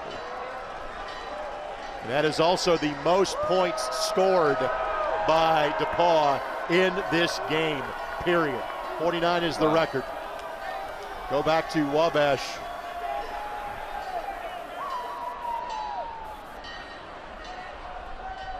Well, one thing you could say about Liam Thompson, if you're DePauw, if you're the NCAC, this is only going to motivate this kid. I mean, it's going to be scary good next year, what he's going to look like with this offense. Handoff, Snyder. It is not a long bus ride from Greencastle to Crawfordsville. It will feel like an eternity. Sorry, I started to take your punchline. Quite all right. Supposed to not do that. My job is to set you up. You guys are the stars on this broadcast. I just keep the train moving. I cannot tell you how much I enjoy getting to spend time with you guys. For those who don't know, so much fun. Brad and I hosted a radio show, sadly 15 years ago together at this point. Steve and I have known each other for basically that length of time as well. Yeah. And I hope, partner, that you and your crew, as Sullivan makes the grab on the pass from Thompson, 37-yard line for a gain of 8 yards and a first down. I hope you and I are working at state finals together coming up in a couple of weeks. I'll be lucky enough to broadcast the 5A and 6A games on television for the IHSA Champions Network, and I'm hopeful that you and your crew have a chance to work one of those or any of the 6 state championship games at Lucas Oil. It would be nice. On the handoff, that's Snyder. Wouldn't be the first time that's happened, by the way. Yeah. Gain of 3. Brad, what is the party going to be like in Greencastle tonight? Well, it's always fun to win the Bell. It's fun to win it at home too. But you cap a conference championship now, go into the playoffs. It's going to be a great time. There's a lot of snowballs. I tell you what, snow angels going to be happening. It's going to be a fun time. Throw all the snowballs they want. Yeah, I think so. Catch made. Staller. Be down just shy of the first down marker. 3rd down. Brett Dietz is going to run his record at DePauw to 20-4.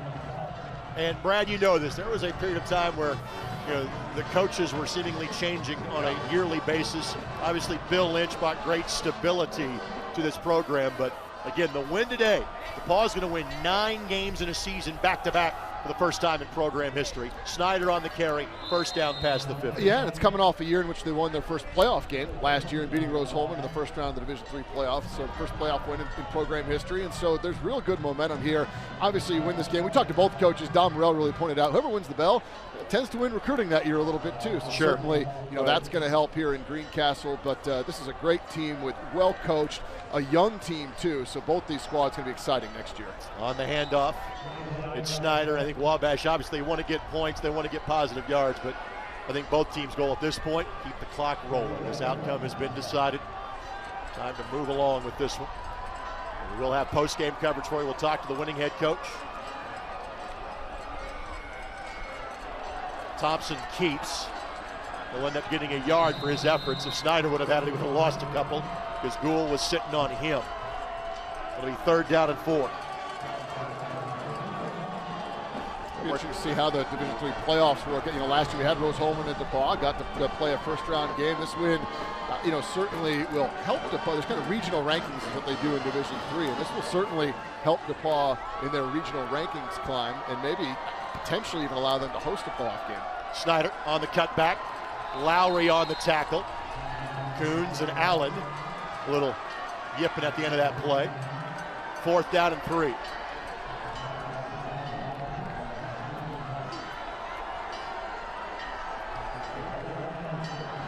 There are teams in 3 different Division III leagues in this state. Trine has become a powerhouse in the MIAA, the Michigan Intercollegiate Athletic Association. You've got different teams in terms of Hanover, Franklin, Rose Holman that have kind of taken turns being in the powerhouse program in the Heartland Collegiate Athletic Conference. Here comes a corner blitz, quarterback keep. Thompson the first down, and he'll be knocked forward at about the 32-yard line. See the bell, there it is. I think the official transfer of power is taking place over on the Wabash sideline as the bell gets handed over to some officials from DePauw. Well, let's face it, this election week, all precincts have reported at this point. Well, it's a much more civil handoff than it used to be, too. That is a concession speech at this juncture. Thompson, again, will get sacked. Flag is going to be thrown. He may have been grasped by the face mask. Comer was amongst those in on the tackle. And it has been a very limited penalty game. Our crew today, Jamie Harding, Sean Schreckniep, Michael Pekarski, Bruce Thompson, Stephen Abbott, Tim Dyke, and Lonnie Freeman.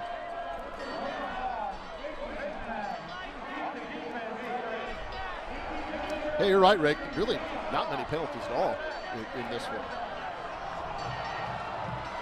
I want to thank our tremendous ISC Sports Network crew. Jordan Shue, Alan Hughes, Sean Walker, Adam Phipps, Brian Pierce, Rob Lynch. Thank you to Becca Kelly, Dylan Lax, and Eldon Wheeler high atop those south stands. Thompson in the flat, Stoller inside the 10 and upended. Nolan Tully sent him on a tilt-a-whirl, but it's 1st and goal at the 5-yard line. And Stoller's one of these players who's really come into his own this year for Wabash. People really didn't know his name until this year. He's really been solid at that kind of tight end Y/8 position.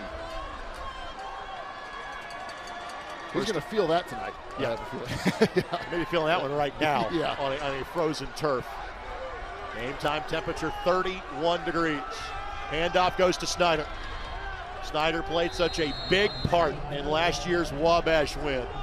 Everything muted this year for Wabash compared to a year ago.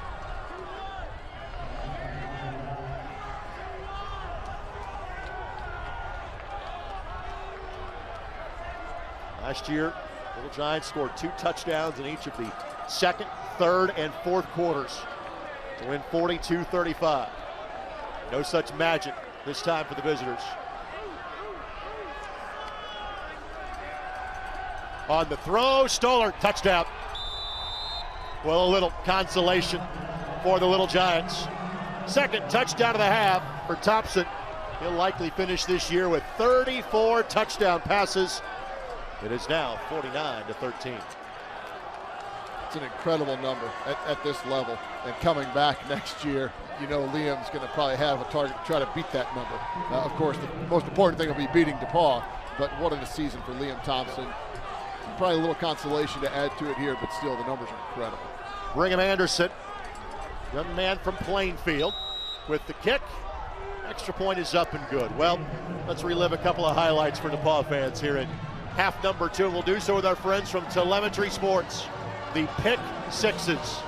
To see the top end speed of young Mr. Comer, as in Jake. Little sprinter's kick there to finish. And now, let's watch Brevin Good and see if this young man from Hendricks County, as those schools at Danville and Avon well represented here. I know that Brevin's high school defense coordinator Chris Bombi has been watching and enjoying the action today. And thanks to our friends from Telemetry Sports for the role that they have played in today's game.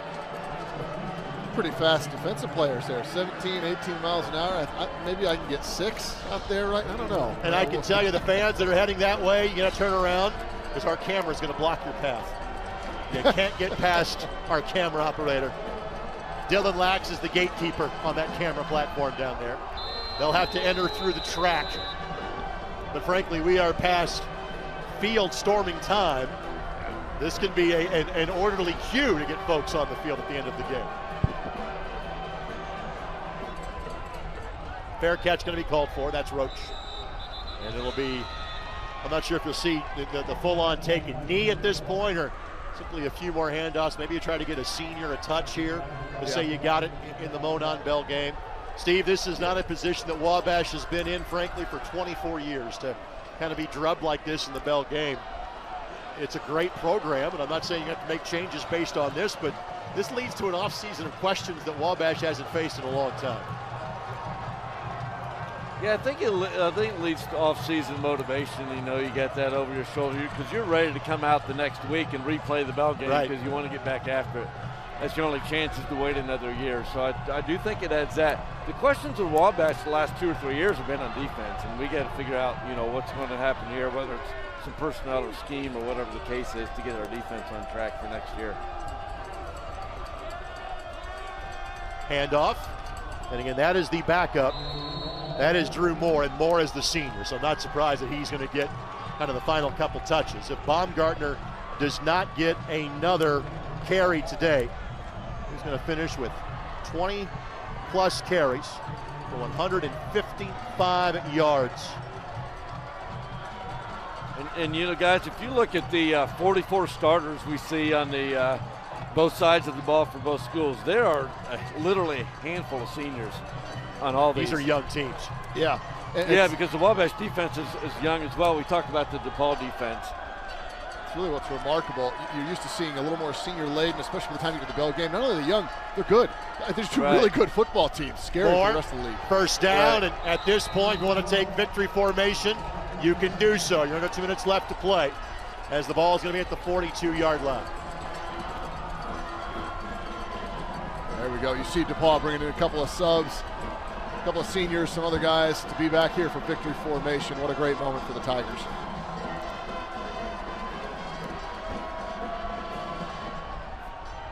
By the way, the bell is ringing, and that is being rung by the folks from DePauw. That is the athletic director in Stevie Baker-Watson. She is taking the first right at being able to make that thing toll, and it probably will not stop ringing for the remainder of the evening. You see love to see the sportsmanship, offensive, defensive linemen kind of exchanging the fist pounds, and DePauw dominant today. Tigers got to snap it one more time to end this rivalry affair. Largest margin of victory in favor of DePauw since 1998. Yeah, this will feel good in Greencastle. There's been some, it's going to be good back and forth the last few years, but it's been quite a bit of run of Wabash dominance. This is going to feel really good for DePauw. There will be handshakes, but first, there is a race to the bell. Here comes the Stampede.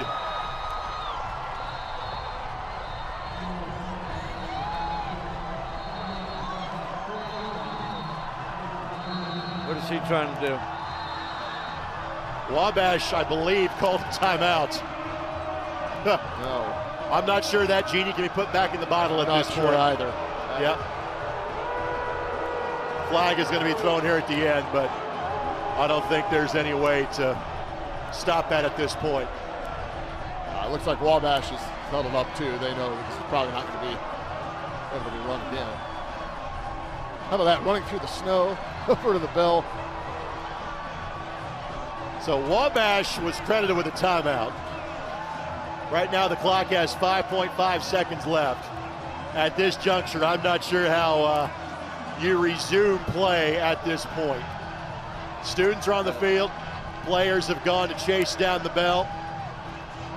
I think some ice has been poured on winning coaches.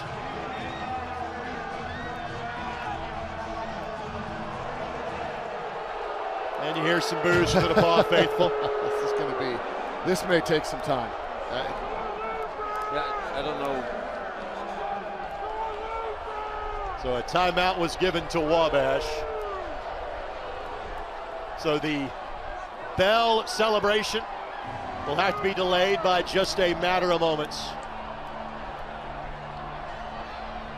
There is no foul on the play. They're going to wave off the penalty.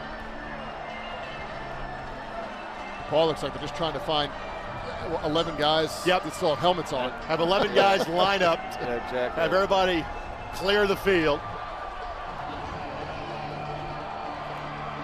And we'll attempt to get a word with head coach Brett Dietz at the conclusion of this game, maybe with one of the key DePauw players. We'll hang around for a few minutes at the conclusion of the broadcast because this game has went by so quickly in terms of actual playing time of this game. 2 hours and 37 minutes. Wow, is what we're looking at from this 107 kickoff. Well, we might be adding another 30 minutes for this part right here. Yeah, I don't know what Coach Morrell, why he would call timeout there. I know he has something in mind to get something done. I mean, he's not the kind of guy who would do it just to delay this thing. I mean, no one wants this delayed. And to that point, both coaches, when we talked to them this week, made a point to say, listen, we don't negative recruit against the other school because we all recruit the same types of kids. You know, these two schools that are arch enemies, well, there's so many similarities between the two of them as to the type of student and student athlete that participates in every aspect of campus life. Yeah. I wonder if he was trying to get a certain player in the game. Yeah, that's what I was wondering, maybe for the kneel down. Well, the last time that, Brad, that you were on the ISC Sports Network, you were coaching your son's team from behind during the Gridiron Gang games at Westfield. We may have coaches behind the play right now. Yeah, holding play cards, all that kind of thing, I think they should just snap it and kneel and go. Did they really? Was it really 30 seconds? That's the way it's like to take a timeout.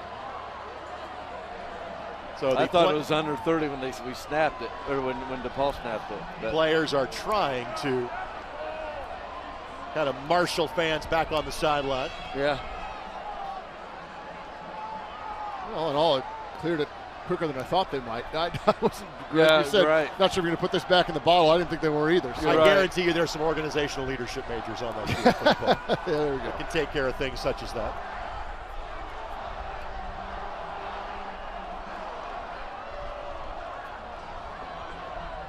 Just making sure you have the right amount of players on each side.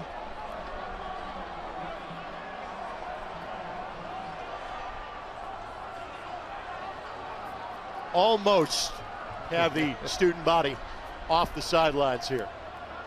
About another 4 yards. We talked about this because of the weather to start the broadcast. We'll finish with the students on the field to end the broadcast. Always expect the unexpected in the Monon Bell Classic. Absolutely. No one thought this was going to play out in the fashion in which it did. No chance. Now we'll kind of take a gander at the sidelines if another timeout's going to be called here. I don't think so. Wabash players being waved to the sidelines. Handshakes will take place, we think, momentarily. Already the bell has been procured by DePauw. Student body has their possession. The football team earned it this afternoon. Your final score from Blackstock Stadium, 49-14, DePauw over Wabash. Well, you got a double celebration. The game's so nice, they got to do it twice. So DePauw with a huge, huge win. We'll wait to see who they play in the playoffs next week. But this has to feel good for a Tiger team that went in and dominated the start of the game last year in Crawfordsville and absolutely collapsed and couldn't finish. So to come back to race out to a 21-point lead again, this time not only hold it but expand it and get a big win. What a year for this DePauw team. It's not over yet, but this feels good after what happened last season in Crawfordsville. And there's a good little safety perimeter right now that is separating the kind of en masse of DePauw folks at the center of the field to the Wabash team that is Wabash people sequestered on their bench. I think the outcome, kind of the score and the weather helped too. There's decidedly less folks here than there were an hour or so ago. That could have made this field storming and rushing a little more difficult to clean up. Well, let's kind of get your final thoughts, gentlemen. Brad, how do you describe the way you feel at the conclusion of this one? Well, I mean, it's rare that you go into a game and say this is exactly what you need to do to win, and you do it. And that's exactly what DePauw did. They kept the ball out of the hands of Liam Thompson. The effort by that defense, dropping 7, 8, 9 guys, the coverage that they had to limit Liam Thompson's ability to throw the ball downfield, and everything worked perfectly for the Tigers. And it's a team that's, look, it's a good football team, and they can make some noise maybe in the Division III playoffs starting next week. But ultimately, this is about retribution after last year's collapse in Crawfordsville. They get it. It's a huge win. It's a great day for the program, and great to see the Bell back in Greencastle for the Tigers. Steve, on the flip side, frankly, in your days of broadcasting this game, whether for this outlet, others, for Wabash College, you've seen a lot more W's than losses. Out of position the Little Giants are familiar with. What do you learn from the day, and how does this kind of mold now what the offseason looks like for Don Morell and company? Yeah, like I said earlier, I think it's just motivation. You know, you're ready to get back out and play another day, and it's just motivation in the offseason. You talk to each other about it. You know what this feels like. Look, there's a high in winning this game, but the low is I think, lower than the high is. The lower is lower than the high is high, in my opinion. So I think you're right, tough. Steve. That's a good point. Yeah. And so I think it's motivation for next year, just as DePauw had it all off season coming into this season, but did not expect to score. The players of the game has to be that DePauw defense, even though the DePauw offense did exactly what they wanted to do by running the ball, but 2 pick sixes, and what they did holding the Wabash offense to 104 yards in the first half is just unheard of. I wouldn't have seen that coming this year. Some of the individual numbers in today's game, again, for Wally Rennie, a young man that we didn't talk that much about, despite a record-setting performance today with 4 touchdowns. 13 for 19, 149 yards. And again, it ties a Monon Bell record for DePauw with 4 touchdown passes. His favorite target today was Trey Shaw, the young man from Northview High School. 6 catches, 77 yards, and 2 scores for the senior from Brazil. Gus Baumgartner, who will come back and play in this game one more time, had a big performance last year, big one this year as well. 24 carries, 155 yards, and a touchdown.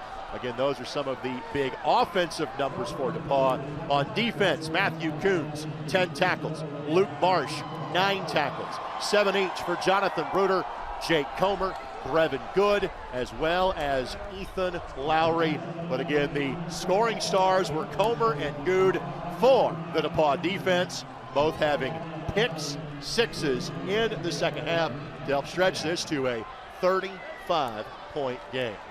Remarkably, it almost seems like the conversation about a conference championship and continuing your season seems secondary at this point. The bell is the thing when these two teams come together. But Brad, this group will celebrate this tonight, and you're preparing for a playoff game as of tomorrow. But you're right, Greg. That's kind of how it goes. The bell is first, second, and third, and then, oh yeah, there's another game. There's a conference championship. So DePauw will play, at least one more week and hopefully beyond. And I think this is a talented team that showed they won a playoff game last year. Let's see if they can win another and maybe expand on that and win a couple. So DePauw has to feel great about the momentum they've got. They've been playing really well. They've got Rennie back from that injury now with a couple of weeks under his belt, and what they did up front and in that defensive secondary. I mean, that's a team that can really play with just about anyone in Division III from a defensive standpoint, and we'll see that when they start next week in the playoffs. Want to thank again our tremendous ISC Sports Network crew. Thank you to Jordan Shue, Sean Walker, Adam Phipps. Thank you to Becca Kelly, Dylan Lax, Eldon Wheeler, Ryan Pierce, Rob Lynch, Alan Hughes, Jamie Owens. Thanks to those behind the scenes, Brad Hodder at DePauw University, Jim Amadon from Wabash College, Brent Harris, and Bill Wagner. But most importantly, thanks to all of you for watching. This is an environment that is unrivaled in Division III. Frankly, this is a broadcast that is unrivaled in Division III, and that is because of the passion that you, the fans of these two great schools, separated by a handful of miles of US 231, will have. Again, you make this possible. And fellas, let's do this again 364 days from now. Absolutely. For Brad Walker-Burke and Steve Hoffman, my name is Greg Regstrong. An honor to be on the call. 128 Monon Bell Classic from Greencastle. DePauw wins the Bell, they win the league, and they continue their season next week in the Division III playoff. Your final score from Blackstock: DePauw 49, Wabash 14. The Bell has been transferred, handshakes shared. Goodbye from Putnam County, and thanks for watching on the ISC Sports Network.